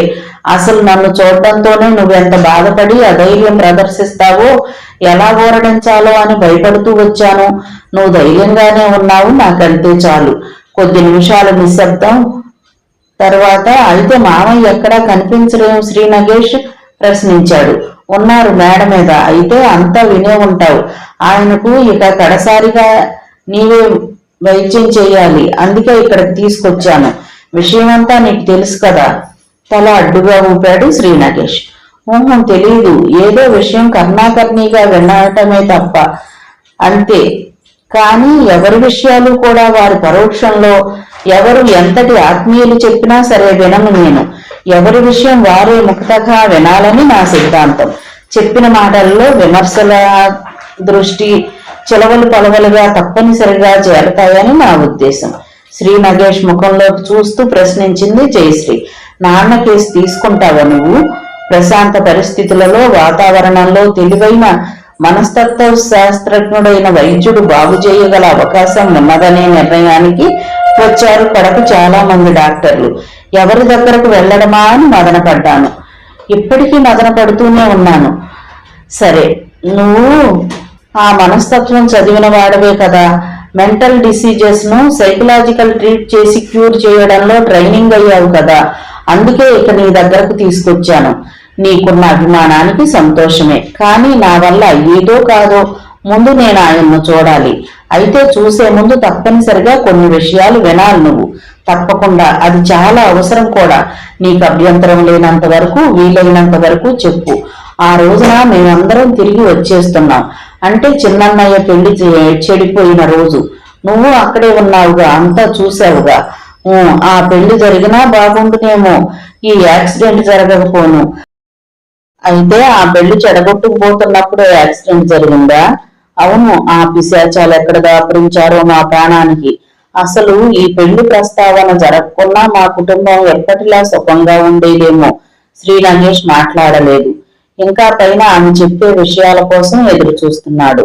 నేను, అమ్మ, నాన్నగారు ఒక కారులో, అన్నయ్యలు వదినలు ఒక కారులో వెళుతున్నాం. ఇంకా ఎదురు చుట్టాలు స్నేహితులు ఉన్న బస్సులు కార్లు వెళుతున్నాయి. వరుసగా సాగిపోతున్న కారుల్లో హఠాత్తుగా డ్రైవర్కు ఏం దుర్బుద్ధి పుట్టిందో స్పీడుగా ఎదరవాటిని దాటిపోవాలన్న ప్రయత్నంలో వరుసలో నుంచి యువతలకు వచ్చి ఎదరవాటన్నిటినీ దాటుకుపోసాగాడు. వాడిని చూసి మా కారు నడుపుతున్నవాడు కూడా కోతిలా వరుస నుంచి తప్పించేసి ఆ కారు వెంట పడ్డాడు. ఈ పోటీ బాగా జరిగినంతసేపు చూపర్లకు వినోదంగానే ఉంది. కానీ కర్మ కాడిపోయింది. అంతలో ఈ వేగంలో ఎదురుగుండా వస్తున్న లారీని తప్పుకోలేక గుద్దేసింది ఎదరకారు. దానిని ఆ వెనుకనే పోతున్న మా కారు ఢీ కొట్టేసి గాలిలోకి ఎగిరి తల్లక్రిందులైంది. ఒక్కసారిగా హాహాకారాలు, కీచుకీచుమని కారులు బస్సులు అన్ని సడన్ బ్రేకులు వేసిన చప్పుళ్ళు. అంతే, కళ్ళు చీకట్లు కమ్మసాగాయి నాకు. గత దృశ్యాలు సంఘటనలు కన్నుల ముందు మెదలడంతో కంఠం రుద్ధమైంది. కన్నులలో నీరు తిరిగింది జయశ్రీకి. వింటున్న శ్రీనగేష్ మనసు చెదిరిపోయింది. ఎంత దారుణం జరిగిపోయింది అన్నాడు బాధగా. తనను తాను సంభాళించుకుని తిరిగి చెప్పనారంభించింది జయశ్రీ. మర్నాడు సాయంత్రం హాస్పిటల్లో కళ్ళు తెరిచేసరికి అతి నీరసంగా శరీరమంతా పట్టు తప్పిపోయి ఉన్నాను. మరో బెడ్ మీద నాన్నగారు తలకు పెద్ద కట్టుతో స్పృహ లేకుండా పడి ఉన్నారు. అమ్మ అన్నయ్యలు మరో గదిలో ఉన్నారని నర్సు చెప్పింది. భయం వల్ల కలిగిన షాక్ మినహా నాకేమీ శరీరం మీద పెద్దగా దెబ్బలు తగలలేదు. చాలా నీరసంగా మాత్రం ఉన్నాను. మెల్లగా పాలు రొట్టె తీసుకున్న తర్వాత ఓపిక వచ్చింది. కానీ డాక్టర్ చెప్తే కానీ పక్క మీద నుండి కదలవద్దని శాసించింది నర్సు.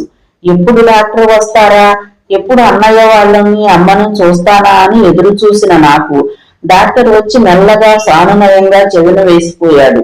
అమ్మ అన్నయ్యలు మరో గదిలో కాదు, మరో లోకంలో ఉన్నారని చెప్తూనే బొటబట కన్నీరు కార్చింది జయశ్రీ. శ్రీనగేష్ నేత్రాలలో సానుభూతి వర్షించింది. కానీ మాటలు మాత్రం ఎంత ప్రయత్నించినా దొరకలేదు. నోరు చిత్రంగా మోగబోయింది. సిగరెట్ తీసి వెలిగించుకుంటూ అన్నాడు, పోనీ నీ మనసు కుదుట పడ్డ తర్వాత మరోసారి చెప్తూగాలే జయ్య, ఇప్పుడు ఇక నీ వల్ల కాదు. పర్వాలేదు కూర్చో అంటూ కళ్ళు తుడుచుకుంది జయశ్రీ. కొద్దిసేపటికి మామూలు స్థితికి రాగలిగింది. 10 నిమిషాలు బరువుగా దొర్లిపోయాక తిరిగి చెప్పటం ప్రారంభించింది. మా కారుకు ఎదర లారీకి మధ్యన అన్నయ్యల కారు రూపాన్నే కోల్పోయి తుక్కుతుక్కుగా నలిగిపోయింది. చెప్పడానికి నోరు రావడం లేదు, కానీ చెప్పక తప్పదు. 2 వదినలు 3 అన్నయ్యలు డ్రైవరు నామరూపాలు లేకుండా నలిగి నాశనమయ్యారు. మా కారులో ఎదర సీట్లో కూర్చున్న నాన్నగారికి డ్రైవర్కు బలమైన దెబ్బలు తగిలాయి. వెనక సీటులో కూర్చున్న నేను బానే ఉన్నాను. ఎలా ఉన్నానో మరి, కానీ నా పక్కనే అమ్మ. వాక్యం పూర్తి చేయలేకపోయింది. కారు గాలిలోకి లేచిందన్నావుగా, ఆ లేచి పట్టంలో కారుకు దెబ్బలు తగిలుంటాయి ఆలోచిస్తూ అన్నాడు శ్రీనగేష్. అవును, అమ్మ గుండెకు ఎదర సీటు తగిలిందట. అక్కడికక్కడే ప్రాణాలు విడిచిందట. ఎదర సీటులో నాన్నగారు. ఆ కారు గాలిలో పల్టీ కొట్టినప్పుడు తలుపు ఊడిపోయి తల్ల క్రిందులుగా నేల మీదకి విసిరివేయబడ్డారు. ఆ పడటంలో తల్ల బద్దలై మెదడులోని సున్నితమైన నరాలు తీవ్రంగా దెబ్బతిన్నాయి. అప్పటి నుండి నాన్న పరధ్యానంగా ఒక్కొక్కప్పుడు అధిక దూరంలో మాట్లాడేయటం మొదలుపెట్టారు. కానీ దానిని పూర్తిగా మతిభ్రమణంగా జమకట్టడానికి వీల్లేదు. ఎదటి వ్యక్తులను గురించి మనం ఒకసారి చెప్తే మళ్ళీ మర్చిపోరు. కానీ అదొక రకమైన వేదాంత ధోరణి, మతిమాలిన మాటలు. ఏమిటో నేను స్పష్టంగా చెప్పలేను. తిని కూర్చోవడం మినహా మానవునికి మరికొన్ని వ్యాపకాలున్నాయనే విషయం గుర్తింపు లేదు. అహర్నిశలు చనిపోయిన వారి కోసం రకరకాలుగా బాధపడటం, కానీ ఆ బాధపడటంలోనే ఉన్నది ప్రస్తుతం సమస్య అంతా. అంటే వివరంగా చెప్పు జయ. జయ కొద్దిసేపు ఆలోచిస్తూ మౌనంగా ఉండిపోయింది. కడకు అన్నది, చెప్పాలంటే భాష చాలదు బాబా. నా శక్తి కొద్దీ వివరించటానికి ప్రయత్నిస్తాను. తన పరిధి దాటిపోతే పాడైపోతారని, తన కనుమరుగైన ఆ ఎడబాటు భరించలేనని, విదేశాలు వెళితే వికటించిపోతారని, విమానం ఎక్కితేనే కూలిపోయి చనిపోతారని భయంతో తన కళ్ళెదుటే అట్టిపెట్టుకుని అపురూపంగా పెంచుకుంటున్న 3 కొడుకులు ఒకేసారి తన కళ్ళెదుటే నిష్కారణంగా మరణం పాలవ్వటం చూసిన ఆ పితృహృదయం ఆ దెబ్బకు తట్టుకోలేకపోయింది. దానికి సాయంగా అసలే తలపైన పెద్ద దెబ్బ తగిలింది. రెండూ కలిసి ఆయన మెదడును అయోమయం చేసేశాయి. ఆలోచనను, వివేకాన్ని చాలా వరకు హరించేశాయి. సుఖంగా తిని తిరుగుతారు. స్నానం చేయడం, దుస్తులు వేసుకోవటం, పాదరక్షలు ధరించటం మొదలైన దినచర్యలన్నీ యథావిధిగా ఏ లోపం లేకుండా స్వయంగా చేసుకుంటారు. ఏ ఆసరా అవసరం లేదు. కానీ అదేం విచిత్రమో, ఒక్కొక్కసారి కుమారులు బ్రతికే ఉన్నట్లు, ఉద్యోగాలు చేస్తున్నట్లు మాట్లాడతారు. తెలియని వారు వింటే నమ్మేస్తారు. కానీ కారు హారన్ వింటే, రైలు సవ్వడి చెవిన పడితే, విమానం పేరు చెప్తే దడదడలాడిపోతారు. స్పృహ తప్పి పడిపోతారు కూడా ఒక్కోసారి. ఏ హాస్పిటల్లో ఉంచినా, ఎందరు వైద్యులు ట్రీట్మెంట్ చేసినా ప్రయోజనం కనిపించలేదు. అందుకే డాక్టర్ల సలహాపై కార్లు, రైళ్లు, గందరగోళాలతో ప్రమేయం లేని ఈ పల్లెకొచ్చాము. ఈ ప్రశాంత వాతావరణంలోనైనా ఆయనకు స్వస్థత కలుగుతుందని ఆశ. వింటున్న శ్రీ నగేష్ చటుక్కున తలెత్తి భావయుక్తంగా పరిశీలనగా చూశాడు జయశ్రీ మొహంలోకి.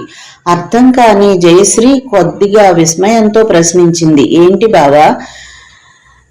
నిట్టూర్చాడు శ్రీ నగేష్. ఏమీ లేదు. విధిలేలకు విస్మయం కలుగుతుంది. మానవులం ఒక గమ్యాన్ని ఆశిస్తే విధి మరో ధ్యేయాన్ని చూపిస్తుంది.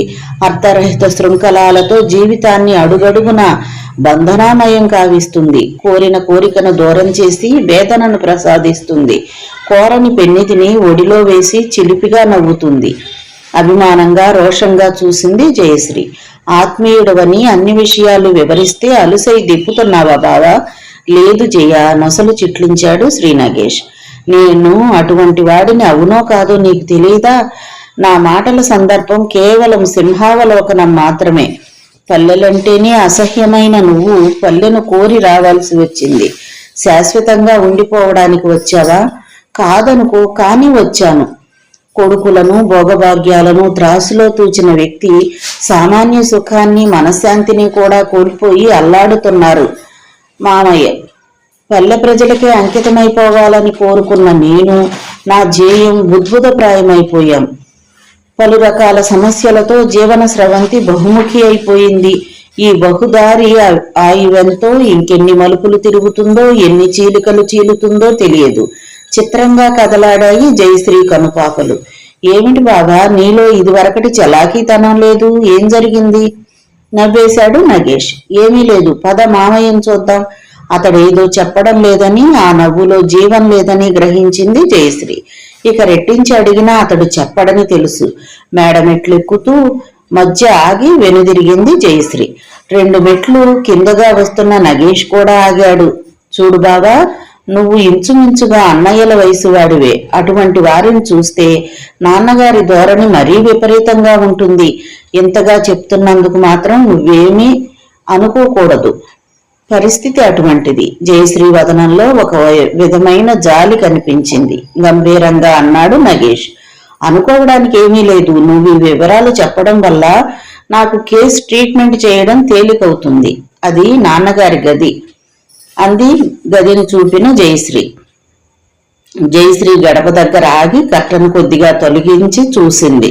శ్రీపతి ఎడమ చేతిలో ఏదో పుస్తకం ఉంది. అది చదువుతూనే మధ్య మధ్య ఎదుటగా ఉన్న చదరంగం బోర్డుపై ఇరు పక్షాల ఆటలను తనే నడిపిస్తూ ఆడుతున్నాడు. ఒక్కసారి శ్రీ నగేష్ ఆ వంక చూసి మరుక్షణంలోనే లోనికి ప్రవేశించి తిన్నగా పోయి తండ్రి ఎదుట మరో కుర్చీలో కూర్చుంది జయశ్రీ.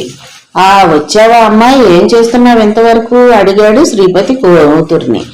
కింద ఏదో పనిలో ఉన్నాను నానా, అంతా కొత్త ఇల్లు కదా, సర్దుతున్నాను. చచ్చా. పుస్తకం బల్లపైకి విసిరేసి అటు ఇటు చిరాగ్గా చూశాడు శ్రీపతి. వెధవ పనులు, సర్దడాలు ఎందుకమ్మా నీకు? జీవితం ఎంత విలువైంది, ఎంత అమూల్యమైంది. నీలాంటి పిల్లలు చేయవలసిన ఘనకార్యాలు ఎన్నెన్నో ఉండగా ఇక దూరంలో పడిపోతున్నాడని గ్రహించిన శ్రీ నగేష్ మెల్లగా లోనికి ప్రవేశించాడు. ఎవరు? మాటలాపి ప్రశ్నించాడు శ్రీపతి కనుబొమలు ముడిచి. నమస్కారం అండి, నమ్రతతో చేతులు జోడించాడు శ్రీ నగేష్. శుభం, రండి కూర్చోండి, కుర్చీ చూపించాడు శ్రీపతి. మీ పేరేమిటి? ముఖముఖాలు చూసుకున్నారు బావా మరదళ్ళు. నా పేరు శ్రీ నగేష్ అండి. ఓహో, అయితే ఎంతకు ఏం పని మీకెక్కడ? వేషం చూస్తే ఈ పల్లెలో మనిషిలా కనపడ్డం లేదు. పట్నం నుండి వచ్చావా ఏమిటి? తెలిసింది. శ్రీపతి ఎగిరి గంతేశాడు, ఏదో విషయం హఠాత్తుగా గ్రహించినంత గర్వంతో. అయితే ఢిల్లీ నుంచి వస్తున్నావా? మా అబ్బాయిలు పంపించారా? బాగున్నారా? ఏం చెప్పారు? మాట్లాడవేమయ్యా. అప్పటికి కాస్త ఆలోచించి కర్తవ్యం నిర్ధారించుకున్న నగేష్, అవునండి, అబ్బాయిలందరూ బాగానే ఉన్నారు అన్నాడు. బాగానే ఉన్నారట. బాగా కోపం, నిష్ఠూరత ధ్వనించాయి అతని కంఠంలో. అలా కాకితో కబురు పంపకపోతే కాస్త ఈ తండ్రి ఎలా ఉన్నాడో ఏమిటో వచ్చి చూడకూడదు? కనీసం ఓ ఉత్తరం మొక్కైనా ఏడవకూడదు? ఏమిటో ముసలాళ్లకున్న మమకారం కుర్రాళ్లకుంటాయా? అబ్బే, చప్పరించేశాడు. గొంతు సవరించుకుని చెప్పాడు శ్రీ నగేష్. రావాలని అనుకున్నారు, కానీ సెలవు దొరకలేదండి. దొరికాక వస్తారు. దొరకదో? ఎలా దొరుకుద్ది? కోపం, నిరసన తాండవించాయి అతని కంఠంలో. ఉన్న ఊళ్ళో ఈ మాత్రం దొరక్కపోయాయా? అంత దూరం పోయి ఊడిగాలు చేయడం, ఆ మాత్రం ఇంగితం ఉండక్కర్లా? ఆ ఆవేశపు ప్రాలాపన అరికట్టి టానికి ప్రయత్నించి విఫలత పొందింది జయశ్రీ. అదేమిటి నాన్న, ఈయనెవరో మధ్యన మనిషి, ఈయన అడిగితే ఎలా? నువ్వున్నమ్మా, నీకు తెలీదు, వాళ్ళకి స్నేహితుడేగా, పోయి బుద్ధి చెప్తాడతను అంటూ మాటను తోసేశాడు. మౌనం వహించమన్నట్లు సైగ చేశాడు శ్రీ నగేష్ జయశ్రీకి. అంతలోనే జయశ్రీ మాట్లాడకుండా ఉండిపోయింది. మనలో మాట చూడు నాయనా, అతి ఆత్మీయతతో సంభాషణ ప్రారంభించాడు శ్రీపతి. చూడు నాయనా, పోనీ నా సంగతి అటుంచు, వాళ్ల సంగతి, ఆ ఉద్యోగాల కంటే ఇక ప్రధానం ఏమీ లేదా జీవితానికి? ఒకడు కాదు, ఇద్దరు కాదు, ముగ్గురు వెధవులు నాతో చెప్పా చేయకుండా అలా పారిపోవడమే. వెధవ ఢిల్లీ, అమెరికాలో ఉంటే మాత్రం నేను తలుచుకుంటే జుట్టు పట్టుకుని ఈడ్చుకొచ్చేస్తాను. కానీ రైలు ఎక్కాలి, విమానం ఎక్కాలి. అయ్యో బాబోయ్! ఒక్కసారి ఎగిరి కుర్చీలో కాళ్లు పైకెట్టు కూర్చున్నాడు శ్రీపతి భయంతో కళ్ళు పెద్దవి చేసి. నేనిప్పుడు విమానంలోనే వచ్చానండి ఇక్కడికి అన్నాడు శ్రీ నగేష్ శ్రీపతి ముఖాన్ని కదలికలను పరిశీలనగా చూస్తూ. అయితే విమానం ఎక్కి కూడా బతికి బాగున్నావన్నమాట. కనుబొమ్మలు చిట్లించాడు శ్రీపతి. మళ్ళీ ఈ కొత్త ప్రస్తావనతో పాత భయం తగ్గి ప్రేలాపన ప్రారంభమైంది. మీ యువకులున్నారే, వట్టి మూర్ఖులు. మీకు చావంటే భయం లేదు, చచ్చినా కీర్తి ఉండాలి అంటారు. వెధవ అద్వైత సిద్ధాంతం. అసలు తోచినట్టు చేసేయడమే కాని మీకు ఆలోచించేంత తెలివి ఎక్కడేసింది? కాకుంటే ఇన్ని వాహనాలుండగా విమానమే కావలసి వచ్చిందటో మీకు ప్రయాణం చేయడానికి? ఆకాశంలో ఎగిరేవాడికి యావరేజ్ లైఫ్ 5 నిమిషాలు. ఏ నిమిషంలోనైనా నేల కూలి మరుక్షణంలో మరణిస్తావు, జాగ్రత్త. జయశ్రీ విసుగ్గా లేచిపోయి కిటికీ దగ్గర నిలబడి బయటకు చూడసాగింది. ఈసారి మరో విధంగా మళ్లింప చూశాడు డాక్టర్ శ్రీపతి ధోరణిని. చూడ్డం రావు గారు, మీ ఆరోగ్యం ఎలా ఉంది? అదేమిటో అర్థం లేని మాట. ఇప్పుడు అసలు నా ఆరోగ్యం ప్రసక్తి దేనికి? నేనేదో అతి ముఖ్యమైన విషయం మాట్లాడుతుంటే నీ పేరేంటి అన్నావు? శ్రీ నగేష్ అండి. ఇదో రోగం ఈ కాలపు యువజనానికి. చక్కటి పేర్లను కట్ చేసి షార్ట్ చేసేస్తారు. చక్కగా నాగేశ్వరరావు అని అందంగా ఉంచక ఈ నగేష్ ఏంటో? నగేష్ ఉషు గిషు. నా పేరు చూడు, చక్కగా శ్రీపతిరావు. తండ్రి మాటలను, నగేష్ నిస్సహాయ చూపులను పరికిస్తున్న జయశ్రీకి అంతటి విచార స్థితిలో కూడా పక్కున నవ్వు వచ్చింది. శ్రీ నగేష్ కుర్చీలోంచి లేచాడు నెమ్మదిగా. అతని వదనం గంభీరంగా ఉంది, ఏ భావమూ లేదు. మరి వెళ్తానండి, నాకు సెలవిప్పించండి అన్నాడు నమస్కరిస్తూ. మంచిది, వెళ్ళరా. కాస్త మా అబ్బాయిలతో గట్టిగా చెప్పండి, వాళ్ళ కోసం నేను పరితపించిపోతున్నానని. వెధవలు వాళ్లే కాకుండా తల్లిని కూడా తీసుకుపోయారు. ఇక్కడ అమ్మాయి నేను ఎంత ఇబ్బంది పడుతున్నామో, త్వరగా రమ్మని చెప్పండి. అలా చెప్తూనే తిరిగి చదరంగం ఆటలో నిమగ్నమైపోయాడు. ఒక్క క్షణం అటు చూసి తాను మెల్లిగా గది వదిలి యువతలకు నడిచింది జయశ్రీ. ఇద్దరూ వచ్చి కింది గదిలో కూర్చున్నారు. చాలాసేపు ఎవ్వరూ మాట్లాడలేదు. నీరస స్వరంతో జయశ్రీ ప్రశ్నించింది. చూసావుగా అంతా? నగేష్ మస్తిష్కంలో గాఢమైన ఆలోచనలతో నిమగ్నమైపోయినట్లు అతని నొసలే స్పష్టం చేస్తున్నాయి. తనకు 3 కొడుకులు, భార్య ఉన్నారన్న సంగతిని మాత్రం మర్చిపోలేదు అన్నాడు సాలోచనగా. తగ్గుతుందంటావా? ఆశగా ప్రశ్నించింది జయశ్రీ. శ్రీ నగేష్ వదనంలోకి చూస్తూ గంభీరంగా అన్నాడు నగేష్. నేను చేసేది కేవలం మానవ ప్రయత్నం, దైవ సహకారం ఉండాలి. మరి ధైర్యంగా ఉండు, నేను రేపు మళ్ళీ వస్తాను. ఇవాళ ఊరికే చూడ్డానికేగా నేను వచ్చింది, ఇంటికి పోయి కేసు గురించి కొంత ఆలోచించాలి అన్నాడు. అంటే నా ఈ వేషం చూడగానే ఆయన ధోరణి పట్నవాసాల మీదకి మళ్ళీపోయింది. రేపు సాధారణ పల్లె యువకుని దుస్తుల్లో వస్తే ఎలా ఉంటుందో చూడాలి అంటూ చిన్నగా నవ్వాడు. అవును, నిజమే అనుకుంటాను. కొందరితో నాన్నగారు మామూలుగానే మాట్లాడతారు ఆలోచనాపూర్వకంగా అన్నాడు నగేష్. పూర్తిగా మతిపోయినా ఎంత ప్రమాదం లేదు, కానీ సగం అతి తెలివి అజ్ఞానంగా ఉంది, అది మరీ ప్రమాదం. అయినా ప్రయత్నలోపం ఉండదనుకో. మరి నేను వెళ్ళొస్తాను అన్నాడు శ్రీ నగేష్. సరేనంది జయశ్రీ. అమ్మాయి పెద్ద కేక పెట్టాడు శ్రీపతి. కింద గదుల్లో ఏదో పని చేసుకుంటున్న జయశ్రీ త్వరగా తండ్రి దగ్గరకు వెళ్ళింది. ఏం నాన్న, ఇదిగో త్వరగా రమ్మని మీ అమ్మకు అన్నయ్యలకు ఉత్తరం రాశాను, పోస్ట్ చేయించు నిస్సహాయంగా చూస్తూ తప్పనిసరిగా అందుకుంది జయశ్రీ. వెళ్ళు, త్వరగా పంపించు.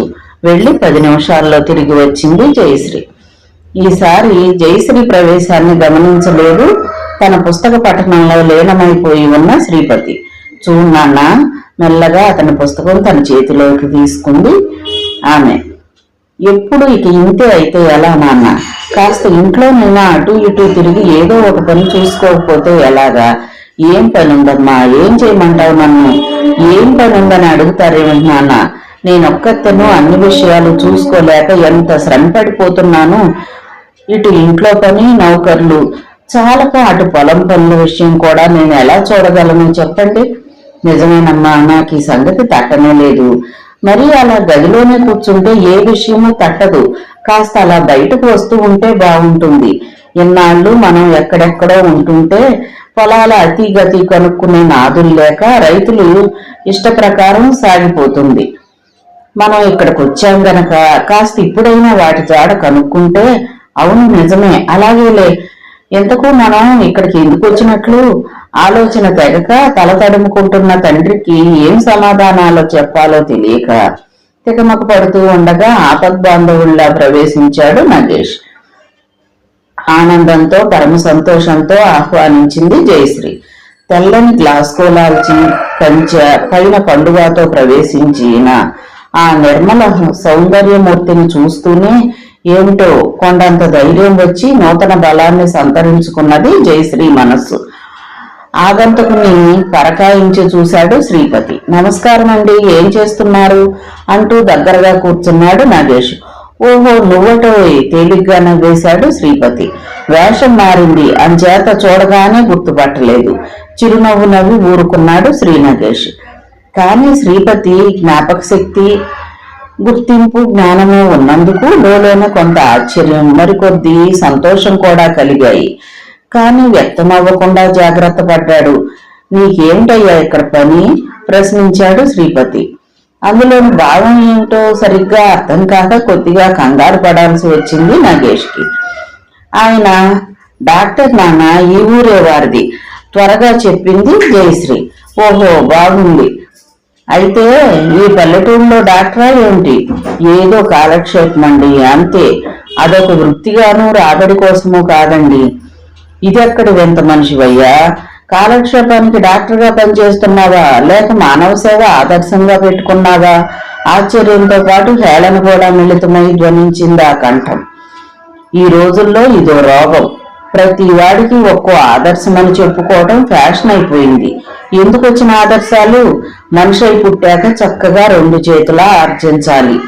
శ్రీ నగేష్ కు కోపం వస్తుందేమోనని భయపడింది జయశ్రీ.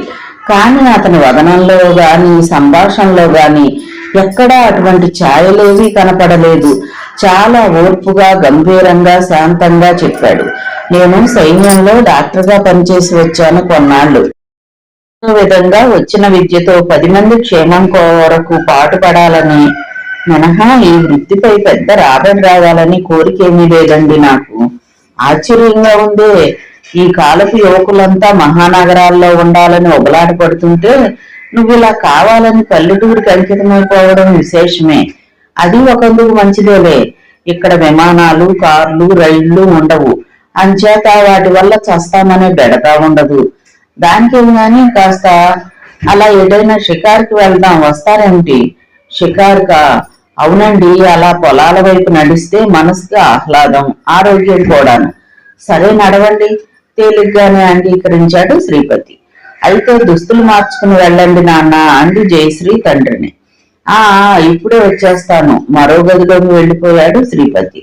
తండ్రి నిష్క్రమించాక జయశ్రీ నగేష్ వైపు తిరిగింది. నీ ఊహ నిజమైందే బావా, నిజంగా చాలా చాలా ప్రవీణుడవని ప్రత్యక్షంగా నిరూపించావు ఈరోజు. నీ దుస్తులు మా నాన్న మనసుని ఏమీ కలవరపరచలేదు. మందహాసం చేసి ఊరుకున్నాడు నగేష్. ఇవాళ ఏ నిర్ణయానికి వచ్చావు? తగ్గుతుందా బావా? తప్పక, స్థిర ధైర్య చిత్తంతో అన్నాడు నగేష్. త్వరలోనే తగ్గించగలనని భావిస్తున్నాను. ఆయనకు మతి కొద్దిగా భ్రమించిన మాట వాస్తవమే కాని విపరీతంగానూ భయంకరంగానూ ఇంకా పరిణమించలేదు. పట్టణం, మద్రాసు, కలకత్తాలలో ఇదివరలో మామయ్యకు ట్రీట్మెంట్ చేసిన డాక్టర్లకు రాత్రే ఉత్తరాలు రాశాను, ఈయన కేసు గురించిన వివరాలిమ్మని. ఓ వారంలో రావచ్చు జవాబులు. చాలా శ్రమ పడుతున్నావు బావా. జయశ్రీ నేత్రాలలో కృతజ్ఞత మెరిసింది. నవ్వాడు నగేష్. అది నా బాధ్యత. ఆయన నీకు తండ్రి, నాకు మేనమామ. మీరు మిక్కిలి ఇది నా వృత్తి. ఇప్పుడు అలా బయట ప్రపంచంలోకి తీసుకువెళ్తే కాస్త వివరంగా ఆయన మనసు ఎలాంటి స్థితిలో ఉందో తెలుసుకోగలను అనుకుంటున్నాను. ఆ విషయం తర్వాత తీరిగ్గా మాట్లాడదాం. పోనీ నన్ను రమ్మంటావా బావా? మాటి మాటికి రావడం నీకు శ్రమేమో. అది నువ్వు నాతో అనాల్సిన మాటేనా జయ? ఆయన కేసు నేను తీసుకున్నాక ఏ విధమైన శ్రమనైనా భరించాలి కదా. అదీగాక చిన్నదానువు, ఇంట ఉండే గౌరవ స్త్రీవి, నా మరదలివి. నిన్ను రప్పించుతానా? అంత మర్యాద తెలియని వాణ్ణా? జయశ్రీ వదనం లజ్జారును దాల్చింది. ఆమె నేత్రాలు సంతోష ఆనంద పరవశాన్నందాయి. కృతజ్ఞతను వదనంలో ప్రదర్శించటమే గాని భాషా రూపంలో వ్యక్తీకరింపలేక మౌనం దాల్చింది. అది శ్రీ నగేష్ గ్రహించకపోలేదు. ఇప్పుడు మామయ్య నేను వ్యాఖ్యాలు వెళ్లి వస్తాం. ఆ తరువాతను రేపు నేను నీతో మాట్లాడతాను. కూడా నౌకర్ని ఎవరినైనా పంపించనా? ఎందుకు? షికారైన తర్వాత నాన్నగారిని కాస్త తీసుకొస్తాడు కదా. నీగా భయమేమీ అక్కర్లేదు. నేను ఆయన్ని ఇంటి వద్దే వదిలే వెళతాను. మేమిద్దరం ఒంటరిగా వెళితేనే ఆయన్ను మరింతగా అర్థం చేసుకోగలను అనే అభిప్రాయంలో ఉన్నా. అదిగో మామయ్య వస్తున్నారు, మేము వెళ్ళొస్తాం. వెళ్తున్నానమ్మాయి అన్నాడు శ్రీపతి డాక్టర్ని అనుసరించి బయటకు నడుస్తూ. వెళ్లిపోతున్న ఆ ఇరువురిని చూస్తూ నిలబడిన జయశ్రీ మదిలో ఎన్నో అవ్యక్తమైన ఆలోచనలు. నాన్నగారికి ఈ మతి చాంచల్యం నెమ్మదిస్తుందా? ఈ పల్లెను వదిలి పట్నం ఎప్పుడు వెళ్ళిపోతాము? చనిపోయిన వాళ్లను ఎలాగూ చనిపోయారు. మిగిలిన నా జీవితంలోనైనా వసంతం చెందుతుందా? ప్రాణప్రదంగా స్నేహితుల్లా ప్రవర్తిస్తున్నాడు బావ. ఎంత సౌమ్యుడు, ఎంత సహృదయుడు. పాపం ఎంత చదివి ఈ పల్లెలో ఎలా ఉండగలుగుతున్నాడో. ఓ వినోదము, స్నేహితులు లేకుండా ఏకాంతవాసం ఎలా గడపను? ఈ పల్లెలో ఎవరితో మాట్లాడను? అత్తయ్య గడప దాటి రాదు. వెళ్లాలంటే నాకు అభిమానం, అహంకారం అడ్డొస్తున్నాయి. ఇక మిగిలిన ప్రజలతో ఎలా కలవను? ఏం జరుగుతుందో, నా జీవితం ఏం కానున్నదో ఆలోచిస్తూ కూర్చుందామె. పట్నవాసంలో లాగా ఉదయం 7-8 గంటల వరకు పడుకుని నిద్రపోనియేదు పల్లె ప్రకృతి. బృందావనం వలె వినవచ్చే కోళ్ల అరుపులు, కిర్రు చెప్పుల రైతుల సందడి, పొలాలకు పోయే బళ్ల చక్రాల చిత్రమైన కరకర గుబగుబ ధ్వనులు, పశువుల కాలిగిట్టల శబ్దాలు, ఎడ్ల మువ్వల సవ్వడులు, చిత్ర విచిత్రమైన విహంగాల కలకూజితాలు వేకువనే మేలుకొలుపు పాడతాయి. నిద్రలేచిన జయశ్రీ మేడ దిగి కిందికి వచ్చేసరికి నౌకర్లు తమ తమ పనుల్లో లీనమైపోయున్నారు. అప్పుడే ఆకాశం అరుణిమ దాల్చుతోంది. ఆ శోభను తిలకిస్తున్న జయ ఎవరో కొత్త మనిషి ప్రవేశించడంతో అటు తిరిగింది. ఇప్పుడే నిద్రలేచావా ఏమిటమ్మా అంటూ పలకరించింది ఆ కొత్త ఆమె. అవునండి అంది జయ ఎవరో తెలియని సంశయాత్మక దృక్కులతో. ఏం లేదు, కొత్తగా వచ్చారు కదా చూద్దామని. ఈ పక్క లోగిలు మాదే. ఈ మేడ, మీ కుటుంబం, వాటి వైభవం ఏమని వర్ణించను మీ తాతగారి కాలంలో. అయితే ఆ శ్రీదేవి, ఆమె కొడుకు ఆ వైభవాన్ని, దాతృత్వాన్ని నిలబెడుతున్నారులేమ్మా. మనుషులంటే అలా ఉండాలి. ఈ పల్లెలో, ఈ చుట్టుపట్ల ఎక్కడ చూసినా నగేష్ బాబు దేవుడు అన్న ప్రశంసే తల్లి. అలాగే మౌనంగా చూడసాగింది జయశ్రీ. మీరు ఇక్కడికి వచ్చారంటే సంతోషమే, కానీ పాపం కుటుంబం చాలా నాశనమైపోయిందంటే విని కంట తడి పెట్టని వాళ్ళు లేరమ్మా. మీ కుటుంబానికి రావలసిన కష్టం కాదిది. ముక్కు చీలింది ఆ ముత్తైదువ. ఒక దీర్ఘ నిశ్వాస విడిచింది జయశ్రీ అంతరంగం నుండి. ఇదిగో మా మనవరాలు చూస్తానంటే తీసుకొచ్చానమ్మా. ఇలా కాలువకు నీళ్లకు పోతూ అంటూ చేతిలో ఉన్న పెద్ద బిందెను లక్క పెడతలాగా గిర్రను తిప్పింది. కాస్త పల్లెటూరు వాళ్ళం మరి, పట్నవాసపు దానవు, మాతో మాట్లాడతావో లేదోనని భయపడుతోంది అంటుండగా ఆమె చాటు నుండి ఓ 16-18 ఏళ్ల అమ్మాయి ముందుకు వచ్చింది జయశ్రీని వింతగా చూస్తూ. జయశ్రీకి ప్రాణం లేచి వచ్చినట్లయింది. వెంటనే అతి ఆనందంగా అన్నది, ఎవరూ మాట్లాడేవారు లేక నాకు చాలా బాధగా ఉంది, తప్పకుండా వస్తూ ఉందండి అంటూ వారికి చేరువుగా వెళ్ళింది. మా తల్లి, చదువుకున్న దానివి కదా, ఎంత చక్కగా మాట్లాడుతున్నావు, అసలు మాట్లాడవేమో అనుకున్నాను, వెళ్తా మరి అంటూ దారి తీసింది. మధ్యాహ్నం వస్తానండి సంతోషంతో అంటూ మా అమ్మను అనుసరించింది మనవరాలు. అన్నట్లే సుబ్బులు వచ్చింది. మధ్యాహ్నం మరో 4 స్నేహితురాళ్లను వెంటబెట్టుకుని సాదరంగా ఆహ్వానించింది జయశ్రీ. పల్లె వాళ్ళని పేరే కాని పట్నవాసం వాళ్ళని తలదన్నేలా ఉన్నారు అని అనిపించింది లోపల. వారిలో ఒక ఆమె వివాహిత, భర్త ఇంకా చదువుకుంటున్నారట. మిగతా 3 17-18 ఏళ్ల కన్యలే. మొదట కొత్త వల్ల ఎవరికీ నోళ్లు మెదరలేదు. ఆ తర్వాత మెల్లగా ప్రారంభమైన సంభాషణ అనేక విషయాల మీదకు మళ్ళింది. ఎంతో సరదాగా ఆ గంటకాలము అన్ని బాధలు మర్చిపోయింది జయ. ప్రతిరోజు ఈ సమయంలో వస్తూ ఉండండి, వచ్చిన కుట్లు అవి నేర్పుతాను అంది జయశ్రీ వారిని సాగనంపుతూ. నేర్పుతారా అండి? నిజంగా వాళ్ళ ముఖాలు వికసించాయి. కానీ అంతలోనే నీరు గారిపోయారు. మా అమ్మ నిద్రపోతున్నది, నాన్న పొలం వెళ్ళాడు, అదును చూసుకుని ఇలా వచ్చేశాను, కానీ ఇలా రోజు రానివ్వరండి అన్నది ఒక అమ్మాయి. జయశ్రీ ఆశ్చర్యంగా ప్రశ్నించింది. ఇది పల్లెటూరండి, పట్నవాసాల్లోకి మళ్ళీ తిరగకూడదు, తప్పు పడతారు మరొక అమ్మాయి వివరించింది. మాది పక్కిల్లేగా, ఏం పర్వాలేదు, గబుక్కుని వచ్చేయవచ్చు, కానీ నాకెప్పుడు చాలా పని చెబుతూ ఉంటుందండి మా అమ్మ. ఒక్కోసారి అమ్మ మా అమ్మ పోట్లాడుకుని పక్క ఎక్కితే పనంతా కూడా నానెత్తినే పడుతుంది, అంచేత రోజు వచ్చేందుకు వీలు పడదు, వీలైనప్పుడల్లా వస్తాను అంది సుబ్బులు. మీరు కూడా మా ఇంటికి ఓసారి రండి, అప్పుడు మీరు మళ్ళీ మీ ఇంటికి వస్తాం వంతులు వేసింది పెళ్ళైన అమ్మాయి. పల్లెటూరు వాళ్ళు అమాయకులేమీ కాదు, పైకి కనిపించని తెలివి ఉన్నది వాళ్లలో అనుకుంది జయశ్రీ. అందరూ వెళ్లిపోయాక తనలో తాను నవ్వుకుంది. పట్నవాసాలైనా పల్లెలైనా మనుషుల మధ్య పరిచయాలు మాటలు లేనిదే మనలేరు. అక్కడ క్లబ్బులు, సినిమాలు, విహారాలు ద్వారా పరిచయమైతే ఇక్కడ ఈ విధంగా. అమ్మాయి వెంటనే తండ్రి పిలుపు వినిపించింది పైనుండి. వస్తున్నా. తక్షణమే మేడ మీదకి వెళ్లిన జయశ్రీకి ఏదో నరకంలో అడుగు పెట్టినట్లుంది, కానీ ఇంట్లోనూ గదిలోనూ ఉన్నట్లుగా అనిపించలేదు. నేల నిండా చింపేసినవి, ఉండలు చుట్టేసినవి, విసిరేసినవి కాగితాలు సముద్రంలాగా పడి ఉన్నాయి. బల్ల నిండా, కుర్చీల నిండా నల్లసిర వలకపోసేసి ఉంది.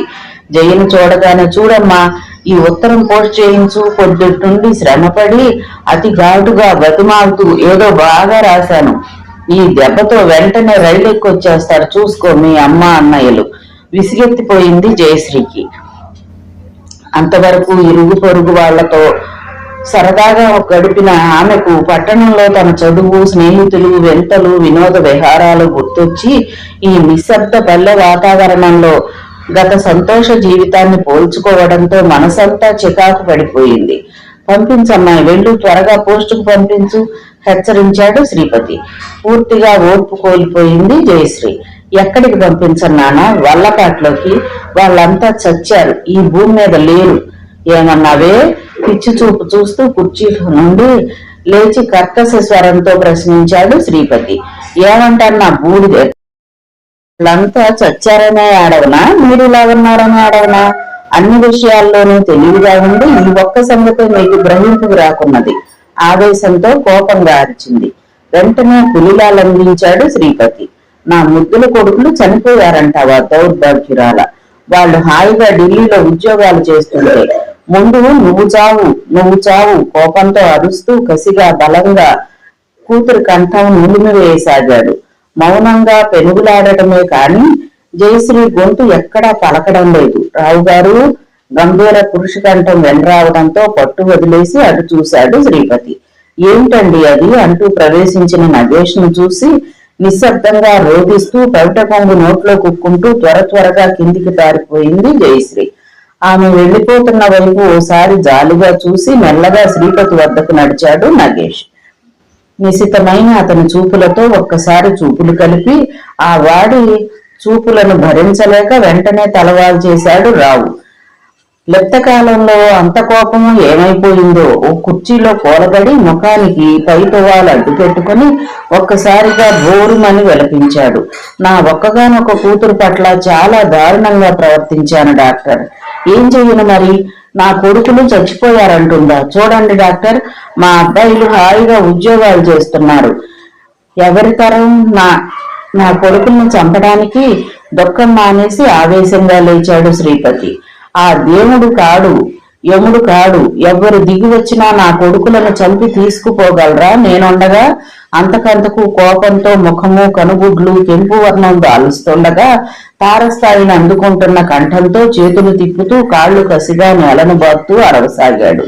పరిస్థితి శృతి మించిపోతుందనే విషయం గ్రహించిన నగేష్ మెల్లగా శ్రీపతి చెయ్యి పట్టుకుని అనునయంగా అన్నాడు. అయ్యో కాదండి, మరి మీ అబ్బాయిలు లక్షణంగా ఢిల్లీలో ఉంటే అదేం మాట? తొందరలోనే వచ్చేస్తారు. గది లక్షణమైన మాట అన్నావు. శాంతించి కుర్చీలో కూర్చున్నాడు శ్రీపతి. అయితే ఢిల్లీ వెళ్ళావా? మా అబ్బాయిలకు కనిపించావా? ఎప్పుడు వస్తానన్నారు? నుదుటి పైన శ్వేత బిందువులు ఒత్తుకుంటూ అడిగాడు. క్రమంగా ముఖంలోని అరుణిమ తగ్గి శాంతి రేఖలు ఆవరించసాగాయి. కనిపించారండి, తొందరలోనే వస్తామన్నారు. నగేష్ తడుముకోకుండా అనేశాడు. శ్రీపతి ముఖం సంతోషతరంగమైంది. వస్తారు, ఎందుకు రారు? వాళ్ళు నా మాట ఎన్నడూ దాటరు, నాకు తెలుసు. చూడు బాబు, కాస్త ఈ ఉత్తరాన్ని అడ్జస్ట్మెంట్ గా పోస్ట్ చేయించు, వెంటనే వచ్చేస్తారులే. చాలా బాగా రాశాను. అలాగేనండి. ఆ ఉత్తరాన్ని తీసుకుని జేబులో భద్రపరిచాడు నగేష్. నేను సాయంకాలం మళ్ళీ వస్తాను, కాస్త అలా తిరిగి వద్దాం నిన్నట్లాగానే. అలాగే బాబు, అలాగే, తప్పకుండా రా. నిన్ను చూస్తే మా అబ్బాయిలను చూసినట్టే ఉంటుంది నాకు అన్నాడు శ్రీపతి మనస్ఫూర్తిగా. మరి వెళ్ళొస్తానండి నేను. నమస్కారం. అన్నట్టు నీకు చదరంగం వచ్చా నాయనా? వచ్చండి. అయితే కూర్చో, 2 ఎత్తులు వేద్దాం. రేపటి నుంచి తీరిక చేసుకుని వస్తానులేండి, ఇవాళకు వెళ్ళాలి, పని ఉంది వినయంగా అనుమతికై అర్థించాడు నగేష్. సరే వెళ్ళరా అంటూనే తన ఆటలో మునిగిపోయాడు శ్రీపతి. మేడ దిగి కిందకు వెళ్లిన నగేష్ కు ఎక్కడా జయశ్రీ దర్శనం కాలేదు. కడకు నౌకర్ని అడిగి తెలుసుకుని మెల్లగా ఆమె ఉన్న పడమటి గదిలోకి వెళ్ళాడు. మంచం మీద బోర్లా పడి వెక్కెక్కి ఏడుస్తున్నది జయశ్రీ. తన ప్రవేశాన్ని ఆమెకు తెలియజెప్పే ఉద్దేశంతో సన్నగా దగ్గాడు నగేష్. ఆమె గమనించలేదు. గట్టిగా సకిలించాడు. ఆమె వైఖరిలో మార్పు లేదు. జయ సానునయంగా సంబోధించాడు వాత్సల్యముట్టిపడే కంఠంతో. జయశ్రీ శోకం మరింత హెచ్చింది. ఆమె నిస్సహాయ స్థితిని, రోదనను చూస్తున్న నగేష్ హృదయం జాలితో నిండిపోయింది. స్టూలు దగ్గరగా లాక్కుని కూర్చుంటూ, జయ ఏమిటి బేలతనం? ఏది ఇటు చూడు అంటూ ఆమె భుజం పట్టి ఇటు తిప్పాడు. అలా బాధపడితే ప్రయోజనం ఏముంది చెప్పు? అసలు ఏం జరిగింది? కళ్ళు తుడుచుకుంటూ లేచి కూర్చుని తలా దుస్తులు సవరించుకుంది జయశ్రీ. ఆమె నేత్రాల నుండి జాలువారుతున్న జలపాతానికి కట్టుబడలేదింకా. మాట్లాడడానికి ప్రయత్నించి శోకంతో కంఠం పూడిపోవటం వల్ల విఫలురాలైంది. ఇలాగైతే వైద్యం ఎలా సాగుతుంది చెప్పు? మానేసి వెళ్ళిపోమ్మంటావా నన్ను? చిరుకోపం నటించాడు నగేష్. అనంగీకారంగా తల అడ్డంగా తిప్పిందే కాని అప్పటికీ మాట్లాడలేకపోయింది జయ. ఇక నగేష్ తానే మాట్లాడడం ప్రారంభించాడు. నిన్న సాయంకాలం అలా మేమిద్దరం కలిసి కాస్త అట్లా వెళ్లి రావడం మంచిదే అయింది. మామయ్యను గూర్చి అంటే ఆయన ప్రస్తుత మన ప్రవృత్తిని బాగానే అంచనా వేయగలిగాను. దుఃఖం మర్చిపోయి శ్రద్ధగా ఉంటుందామె. ఆయన మనసు ఇటు స్థిమితంగానూ లేదు, అటు పూర్తిగా పోనూ లేదు. అటు ఇటు ఊగిసలాడుతోంది. దానికి మనం మన మాటల వల్ల చేతల వల్ల కాస్త ఉపశమనం కలిగించాలి. ఇందుకు చాలా ఓర్పు అవసరం. ఈ ఊరిని, మనుషులను, నన్ను పూర్వం ఎప్పుడో ఎక్కడో చూసినట్లే, తెలిసి ఉన్నట్లే అనిపిస్తుందట. ఆయన మతి కోలుకోగలదు అనడానికి ఇది ఒక భరోసా ఇచ్చే విషయం. చాలా శ్రద్ధగా తదేకంగా ఉంటున్న జయను చూసి ఆమె కాస్త స్థిమితపడిందని గ్రహించిన నగేష్ చిరునవ్వుతో అడిగాడు, సరే, ఇంకా నేను మాట్లాడాల్సిన విషయాలు చాలా ఉన్నాయి. ఇప్పుడు జరిగిన సందర్భం ఏమిటో నువ్వు చెప్తావా? ఏడవలేని నవ్వు నవ్వింది జయశ్రీ. ఏముంది, రోజుకు 4 ఉత్తరాలు రాసి పోస్ట్ చేయించమని చంపుకు తింటారు నాన్న. నేనేదో విసుగ్గా ఉండి చచ్చిన వాళ్లకు ఎక్కడికని పంపించాలి అనేశాను, అంతే. దాంతో ఆయన కోపం వచ్చింది. వింటూనే వ్యధిత హృదయుడయ్యాడు శ్రీ నగేష్. అయ్యో, నువ్వు అలా అనాల్సి అంది కాదు. చూడు, ఆ ఉత్తరాలు తీసుకుని అలాగే పంపించినట్లు, వాళ్ళు బ్రతికే ఉన్నట్లు నటించు. ఆయన మనసుకు నచ్చేలా నటన కష్టమే, అయినా అవసరం కదా. మరి ఏం మాట్లాడవు? ఒక్కసారి తిరిగి ఏడ్చేసింది జయశ్రీ. అయ్యో, అదేమిటి మళ్ళీ? ఆమె వెక్కిళ్లే సమాధానమయ్యాయి. జయ జాలిగా అనునయంగా తల నిమిరాడు నగేష్. అలా మనస్థైర్యం కోల్పోకూడదు. నాకు తెలుసు, నీకు ఇక చెప్పుకోవడానికి, ఆదరణను చూపించటానికి కూడా ఎవ్వరూ లేరు. చాలా కష్టమే. కానీ చూడు, నువ్వు నన్ను కేవలం డాక్టర్గానే చూడటం చాలా దురదృష్టం. నేను కష్టసుఖాలు తెలిసిన మనిషిని కూడా. బంధుత్వం అటుంచు, పోనీ ఒక ఆత్మీయుడిగానైనా భావించి నీ మనసులోని బాధనంతా నాకు చెప్పి భారం వదిలించుకో. కానీ మీ నాన్నగారు ఎదుట మాత్రం నేను చెప్పినట్టు చెయ్యాలి. లేకపోతే నేను ఈ వైద్యం కొనసాగించడంలో అర్థమూ ప్రయోజనమూ కనిపించవు. ఏమో బాగా, ఏమిటో ఈ జీవితానికి అర్థం తెలియడం లేదు. మనుషులు పోయారు, సుఖ సంతోషాలు ఎగిరిపోయాయి, చదువు ఆగిపోయింది. ఈ పిచ్చి మనిషి నేను మిగిలాం. ఈ భయంకర నిశ్శబ్దంలో ఇలా కాలం గడపటం నాకెంత బాధగా ఉందో నీకు అర్థం కాదు. అర్థమైంది కనుకనే ఇలా నీ దగ్గరకు వచ్చి కూర్చుని ఓదార్చగలుగుతున్నాను. నీకింకా చిన్నతనం జయ, నీకు తెలియదు. ప్రతి జీవితంలోనూ ఏవో కష్టనిష్ఠూరాలుంటాయి. ఏ మానవ ప్రాణికి పరిపూర్ణ సౌఖ్యం లేదు. అసలు ఏదో ఒక బాధను, దుఃఖాన్ని అనుభవించటానికే ఈ ప్రపంచంలోకి జన్మించడానికి మనిషి వస్తాడు. ఏడుపు మాని అవనత వదనయే నిశ్శబ్దంగా వినసాగింది జయశ్రీ. నాకు తెలిసిన ఎన్నో కష్టాలను, దుఃఖాలను పోల్చి చూస్తే నీ బాధ అత్యల్పం జయ. అందుకే కాస్త సర్దుకుపోవాలి. అసంతృప్తితో దిగులు పడితే ప్రయోజనం లేదు. కొద్దిసేపు ఎవరూ మాట్లాడలేదు. నిన్న మామయ్య చాలా ఆనందం ప్రకటించారు. వ్యాఖ్యాళి సమయంలో పచ్చడి చేలను చూసి ఆయన మనసు సంతోషపడింది. చాలా కులాసాగా, ఉత్సాహంగా ప్రవర్తించారు. కానీ నేను గమనించింది ఏమిటంటే, పొలాల సేద్యము, వర్తక వ్యాపారాలు, రాజకీయాలు వంటి పెద్ద పెద్ద విషయాలలో ఆయన మెదడు శ్రమపడి ఆలోచించలేకపోతున్నది. ఓహో, చూడు, నువ్వు కొన్ని పనులు చెయ్యాలి. ఏమిటంటే, ఆయనతో ఎప్పుడూ నవ్వుతూ సరదాగా మాట్లాడాలి. విసుగు కనిపించనీయకూడదు. ఆ మాట్లాడే విషయాలు పెద్ద సమస్యలను, ఆలోచనలను రేకెత్తించేవిగా కాక తేలిగ్గా, హాయిగా ఉండాలి. తేలిగ్గా చదివి హాయిగా నవ్వుకోగల కొన్ని నవలలు తెచ్చాను, హాల్లో ఉంచాను. అవి ఆయన చేత చదివించడం గాని, నువ్వు చదివి వినిపించడం గాని చెయ్యాలి. అలాగే, అది అలా ఉండాలి. మరో ముఖ్య విషయం, నువ్వు ఇటువంటి కొట్టొచ్చే రంగు దుస్తులు కాకుండా కంటికి చల్లగా, నిర్మలంగా ఉండే లేత రంగులు, తెల్లని దుస్తులు వాడాలి అన్నాడు ఆమె కట్టిన ఎర్ర రంగు చీరను చూస్తూ. ఆ మాటలు వింటూనే సిగ్గుపడిన జయ కనురెప్పలు వాల్చి కనుకొలుపుల్లోని సిగ్గుగంతలైతే కప్పిపుచ్చగలిగింది. కానీ చెక్కిళ్లపై మధుర లజ్జారణ కాంతులను దాచలేకపోయింది. అది గమనించనట్లుగా నగేష్ మరో సంభాషణలోకి దిగిపోయాడు. అమ్మకు చెప్పి చూశాను ఓసారి వచ్చి మామయ్యని చూడమని, కానీ వినలేదు. సాధారణంగా ఆమె నియమాలను ఎవ్వరూ మార్చలేరు. కానీ నువ్వు అనవసరంగా అంత పట్టుదలతో కూర్చోకు. ఓసారి మా ఇంటికి రాజయ్య, బాగుంటుంది. నీకు అమ్మతో మాట్లాడితే కాస్త మనసు తేలికవుతుంది. రాను తల అడ్డంగా ఊపుతూ తన ఖచ్చితమైన నిర్ణయాన్ని తెలియజేసింది జయ. ఏం, నాన్నకు తన సొంత చెల్లెలు కాదా? ఇంత కష్ట సమయంలో కూడా నియమాలు, నిష్టలు ఏమిటి?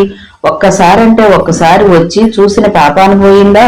నేను బతికొండ బట్టి సరిపోయింది. కానీ నేను కూడా చనిపోయి ఉంటే ఏం చేసేది? అప్పుడు వచ్చి ఆయన్ని తీసుకెళ్లకుండా ఉండేదా?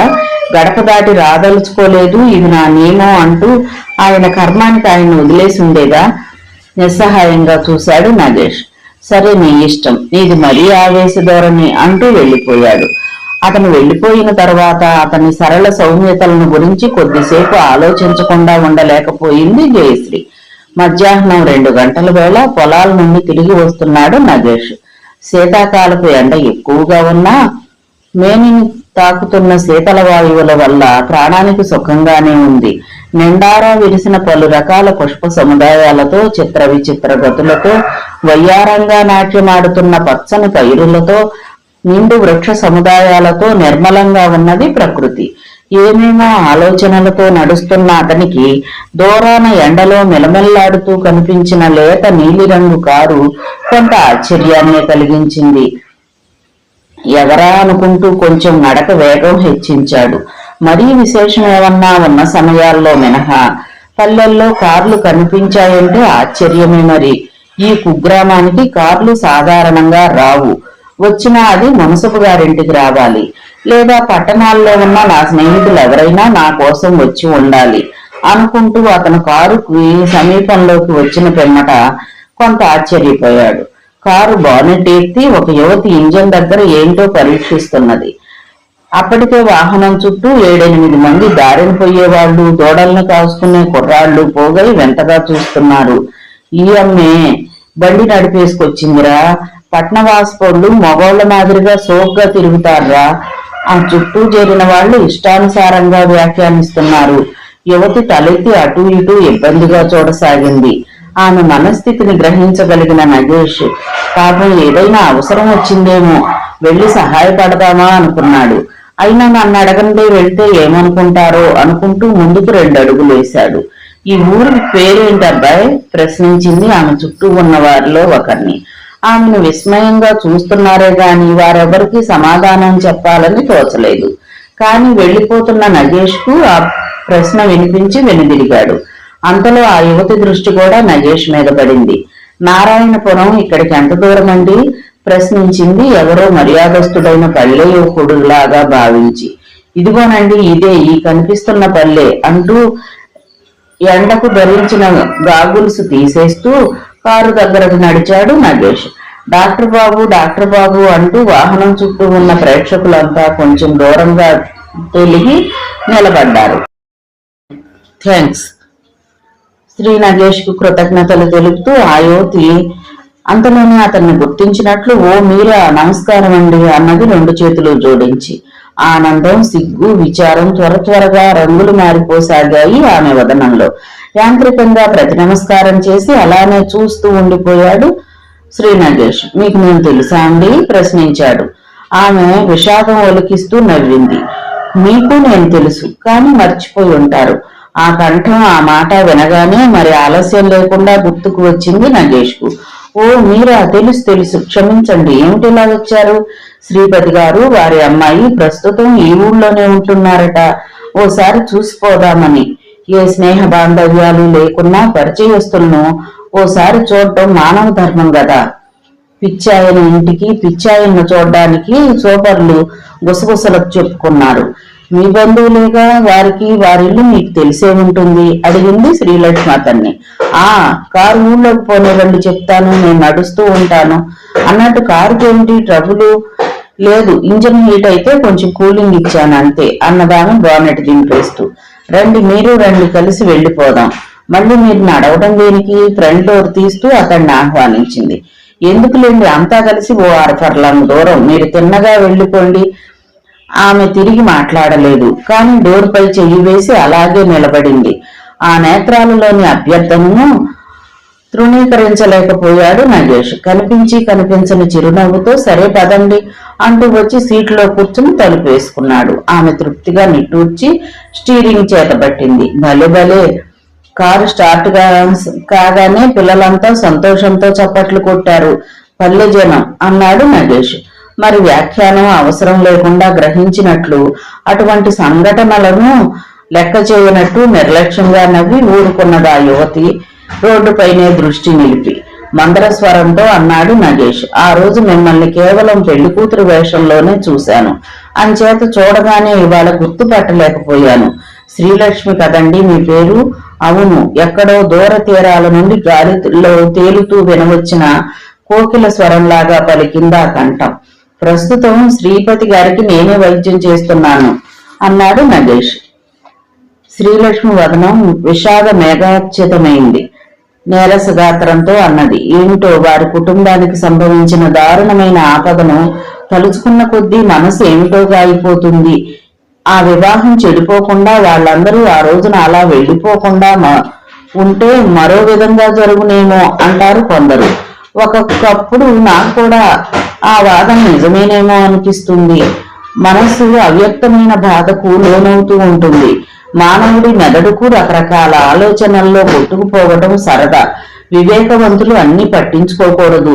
అందున మీరు మెడికల్ స్టూడెంట్ కదా, వుడ్ బి డాక్టర్. ఆలోచనలు మరో విధంగా సాగాలి అంటూ నవ్వేశాడు. శ్రీలక్ష్మి కూడా నవ్వేసింది. అన్నట్లు మీ అమ్మగారు నాన్నగారు అంతా కులాసానా? ప్రసంగ ధోరణి మార్చేశాడు. నిన్న అమ్మగారు KGH లో ఓ బంధువును చూడబోతేనే ఈ విషయం, అంటే శ్రీపతి గారు ఇక్కడ ఉన్న విషయం తెలిసింది. అప్పటి నుండి నా నానిన గాయం మళ్లీ రేగినట్లయింది. ఓసారి చూసి జయకు సానుభూతి తెలియజేయటం, అవసరమైతే క్షమాపణలు కోరడం నా కర్తవ్యంగా భావించాను. భాష కందని ఆశ్చర్యభావం దోబూచులాడింది నగేష్ వదనంలో. ఏం అలా చూస్తారు? ఇదెక్కడి సిగ్గుమాలిన ఘటన అనుకుంటున్నారా? వారికి మాకు జరిగిన విషయం మరువలేనంత దారుణమైనదే. అయినా మానవ ధర్మాలు కొన్ని ఉంటాయి కదా. ఆపద సమయంలో శత్రువునైనా అవమానించకూడదంటారు. మీ వంటి సున్నితమైన మనస్సు, మంచి హృదయం ఈ కాలంలో ఎవరికీ ఉండదనుకుంటా మనస్ఫూర్తిగా అన్నాడు నగేష్. అంతలోనే కారు ఊరిలో ప్రవేశించింది. అలా కుడిచేది పక్కకు తిప్పండి. అదుగో ఆ కనిపించే పచ్చరంగు మేడే. ఆ గేటు ముందు ఆపండి. అతను చెప్పిన దారిలోనే కారు నడిచి గమ్యస్థానం చేరింది. అలవాటు ప్రకారం హారన్ కొట్టింది శ్రీలక్ష్మి. శ్రీలక్ష్మి నగేష్లు ఇరువురు మేడ మీదకి వెళుతూనే కుయ్యబారిపోయారు. కనుగుడ్లను పెద్దవి చేసి అటు ఇటు భయంకరంగా విపరీతంగా కదిలించి వేస్తూ ఆపాద మస్తకం గడగడ వణికిపోతూ గదిలో అటు ఇటు పరుగు పెడుతున్నాడు శ్రీపతి. చెవులు చేతులతో మూసుకుని బాబోయ్ బాబోయ్, కారు, రైలు, విమానం, నా కొడుకులు, నా భార్య అతి భయంకరమైన పిచ్చికేకలు వేస్తున్నాడు. కుమార్తె, నౌకర్లు అతన్ని పట్టుకోలేక సతమతమైపోతున్నారు. రావుగారు గర్జించాడు నగేష్ గది దద్దరిల్లేటట్లు. ఆ గర్జన విని శ్రీపతి సైతం అందరూ ఉలిక్కి పడ్డారు. ఏమిటిది రావుగారు? ఏమిటా హడావుడి? బాబోయ్, కారు, కారు, నా కొడుకు పాటమే వల్లిస్తూ విపరీతంగా చిందులు వేస్తున్నాడు శ్రీపతి. కొడుతూనే నలుగురికి లొంగకున్నా అతన్ని తానొక్కడు అవలీలగా అడిమి పట్టుకున్నాడు నగేష్ కదలనివ్వకుండా. త్వరగా మా ఇంటికి వెళ్లి నా మందుల బ్యాగ్ తీసుకురా అంటూ ఒక నౌకర్ని, కాసిని చల్లటి మంచినీళ్లు అంటూ మరో పాలేరుని తరిమాడు. నువ్వు వెళ్లి కూర్చో అన్నాడు జయశ్రీని. అతని స్వరంలోని తీక్షణతను గమనించిన జయ మారు మాట్లాడకుండా అక్కడే కూర్చుంది, కళ్ళొత్తుకుంటూ ఆయాసపడుతూ. 10 నిమిషాల్లో మందుల సంచితో పరిగెత్తుకొచ్చాడు నౌకరు. నగేష్ మంచినీళ్ళైతే శ్రీపతి చేత ఒక్క చొక్క కూడా తాగించలేకపోయాడు. కానీ బలవంతంగా నలుగురి చేత అతన్ని పట్టుకుని కదలనివ్వకుండా పడుకోబెట్టేశాడు. బాబు నీకు దండం పెడతాను, నా పిల్లలు భార్య కారులోనే మాయమైపోయారు. ఏదో కారు వచ్చి వాళ్ళు వచ్చినట్టు ఉన్నారు, తీసుకురా, నా కళ్ళ ముందు పడి నీకు పుణ్యం ఉంటుంది. 2 చేతులు జోడించి నమస్కరించి నగేష్ ను దీనంగా అభ్యర్థిస్తూ నిస్సహాయంగా విలపిస్తున్న శ్రీపతిని చూస్తున్న అందరికీ అనేకం చూసి ఉన్న గుండె నిబ్బరం గల నగేష్ కూడా కంటనీరు తిరిగింది.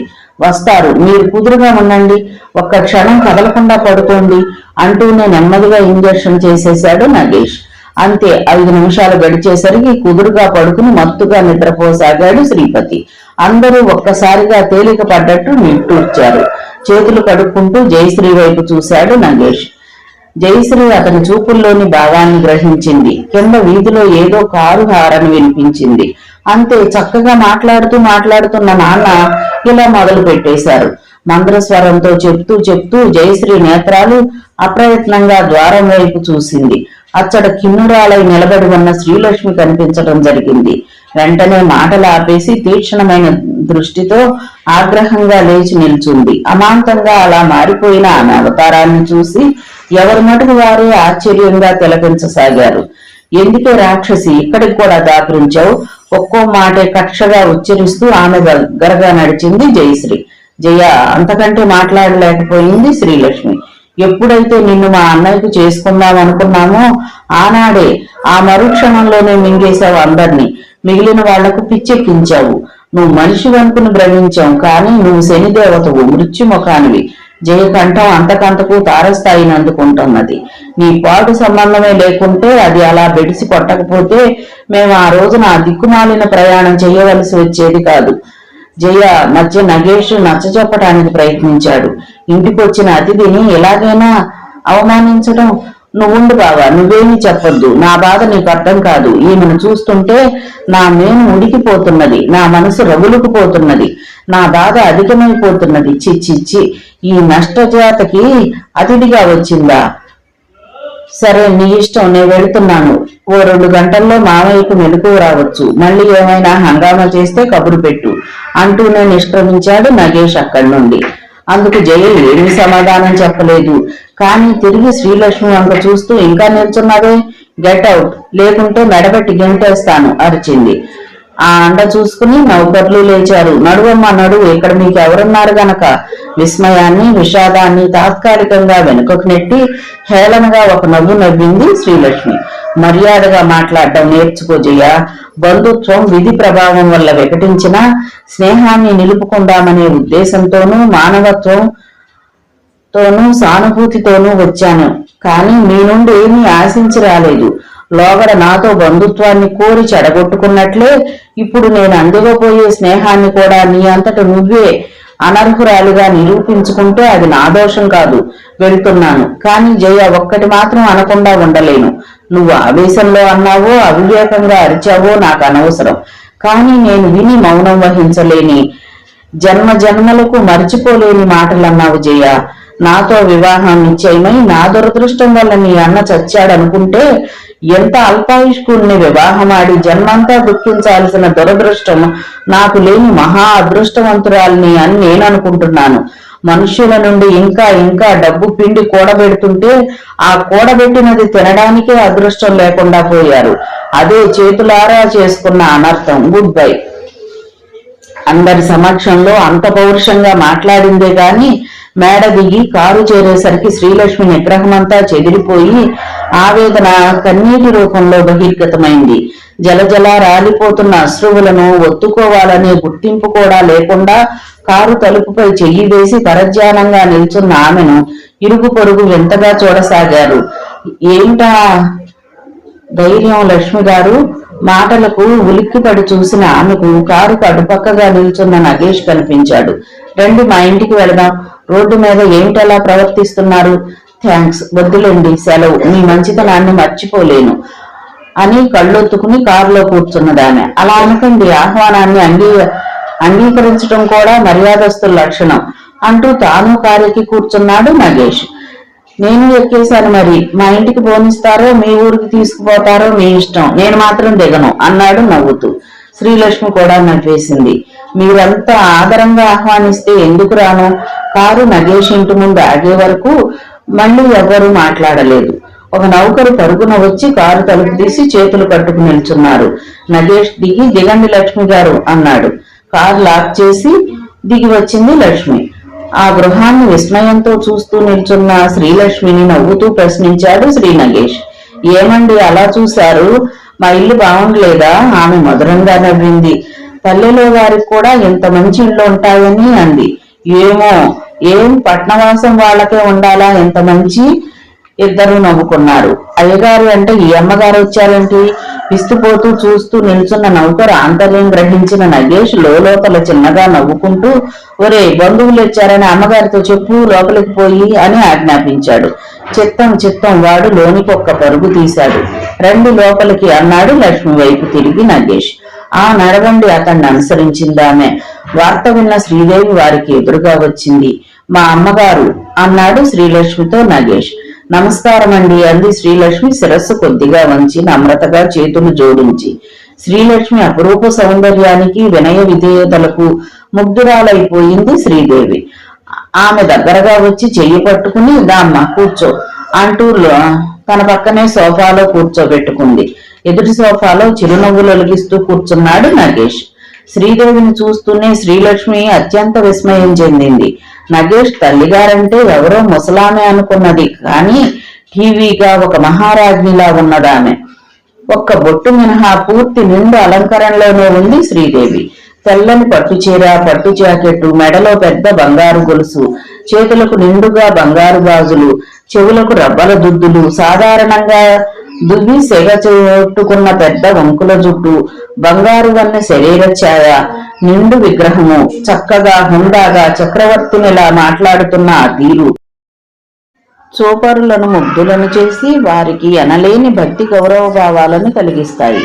కుమారునికి తగిన తల్లి, తల్లికి తగిన కుమారుడు అనిపించింది శ్రీలక్ష్మి. నీ పేరేమిటమ్మా ప్రశ్నించింది శ్రీదేవి. శ్రీలక్ష్మి అండి, చక్కని పేరు. ఏ ఊరు మీది? ప్రస్తుతం వైజాగ్లో ఉంటున్నామండి.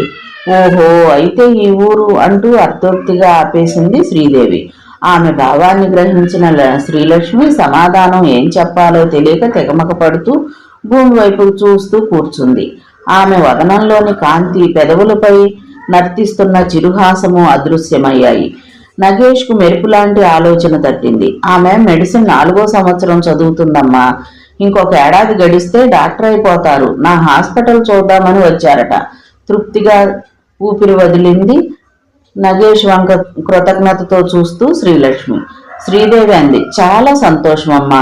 మంచి మనస్సులను మంచివారే అర్థం చేసుకోగలరట. నువ్వు కూడా మా అబ్బాయి వంటి దానివే అనుకుంటాను.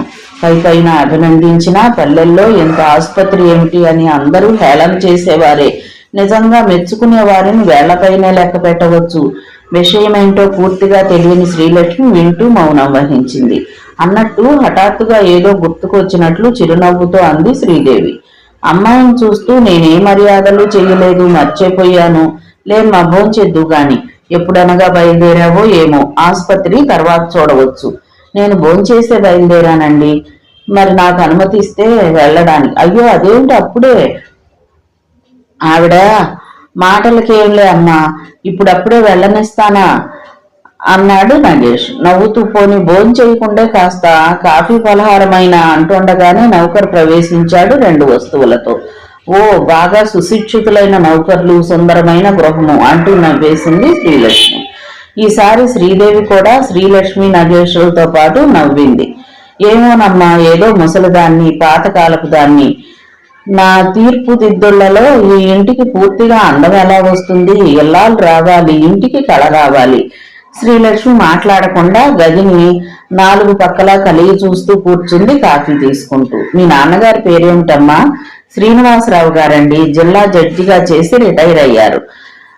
మీరు ఈ MBBS పూర్తి చేసి ప్రాక్టీస్ పెడతారా, ఇంకా పైకి చదువుతారా? నగేష్ ప్రశ్నించాడు. బహుశా ప్రాక్టీసే పెడతానండి. ఇంకా పై చదువు ప్రశ్నే లేదు. ఇక్కడికి ఈ చదువు రావడమే నాకు పెద్ద అదృష్టం. ఇంకా చదువుకోవాల్సిన చిన్న చెల్లెలు, తమ్ముడు ఉన్నారు. అయితే నీ చదువు చిన్నదంటావా?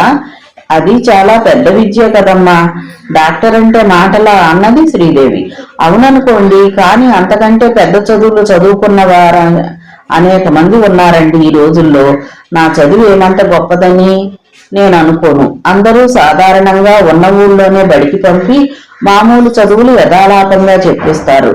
అలాగే నన్ను నాన్నగారు ఉద్యోగరీత్యా అనేక ఊళ్ళు తిరుగుతూ సరదాగా అక్కడ స్కూళ్లలోనూ కాలేజీల్లోనూ చేర్పించారు. దైవకృప వల్ల నాకు కాస్త చదువు అబ్బింది, అంతేనండి.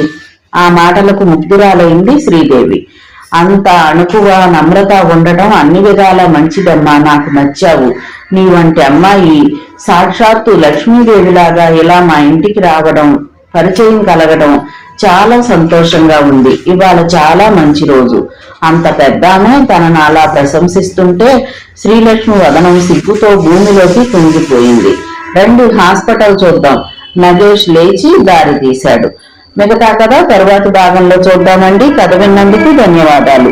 ఈ నవల మీకు నచ్చితే ఒక లైక్ చేయండి, షేర్ చేయండి, నా ఛానల్ని సబ్స్క్రైబ్ చేసుకోండి, నన్ను సపోర్ట్ చేయండి. మీరు ఇచ్చే ఒక్క లైక్ నాకు, నా ఛానల్కి ఎంతో సపోర్ట్ ఇస్తుందండి. Thank you. ఉంటానండి.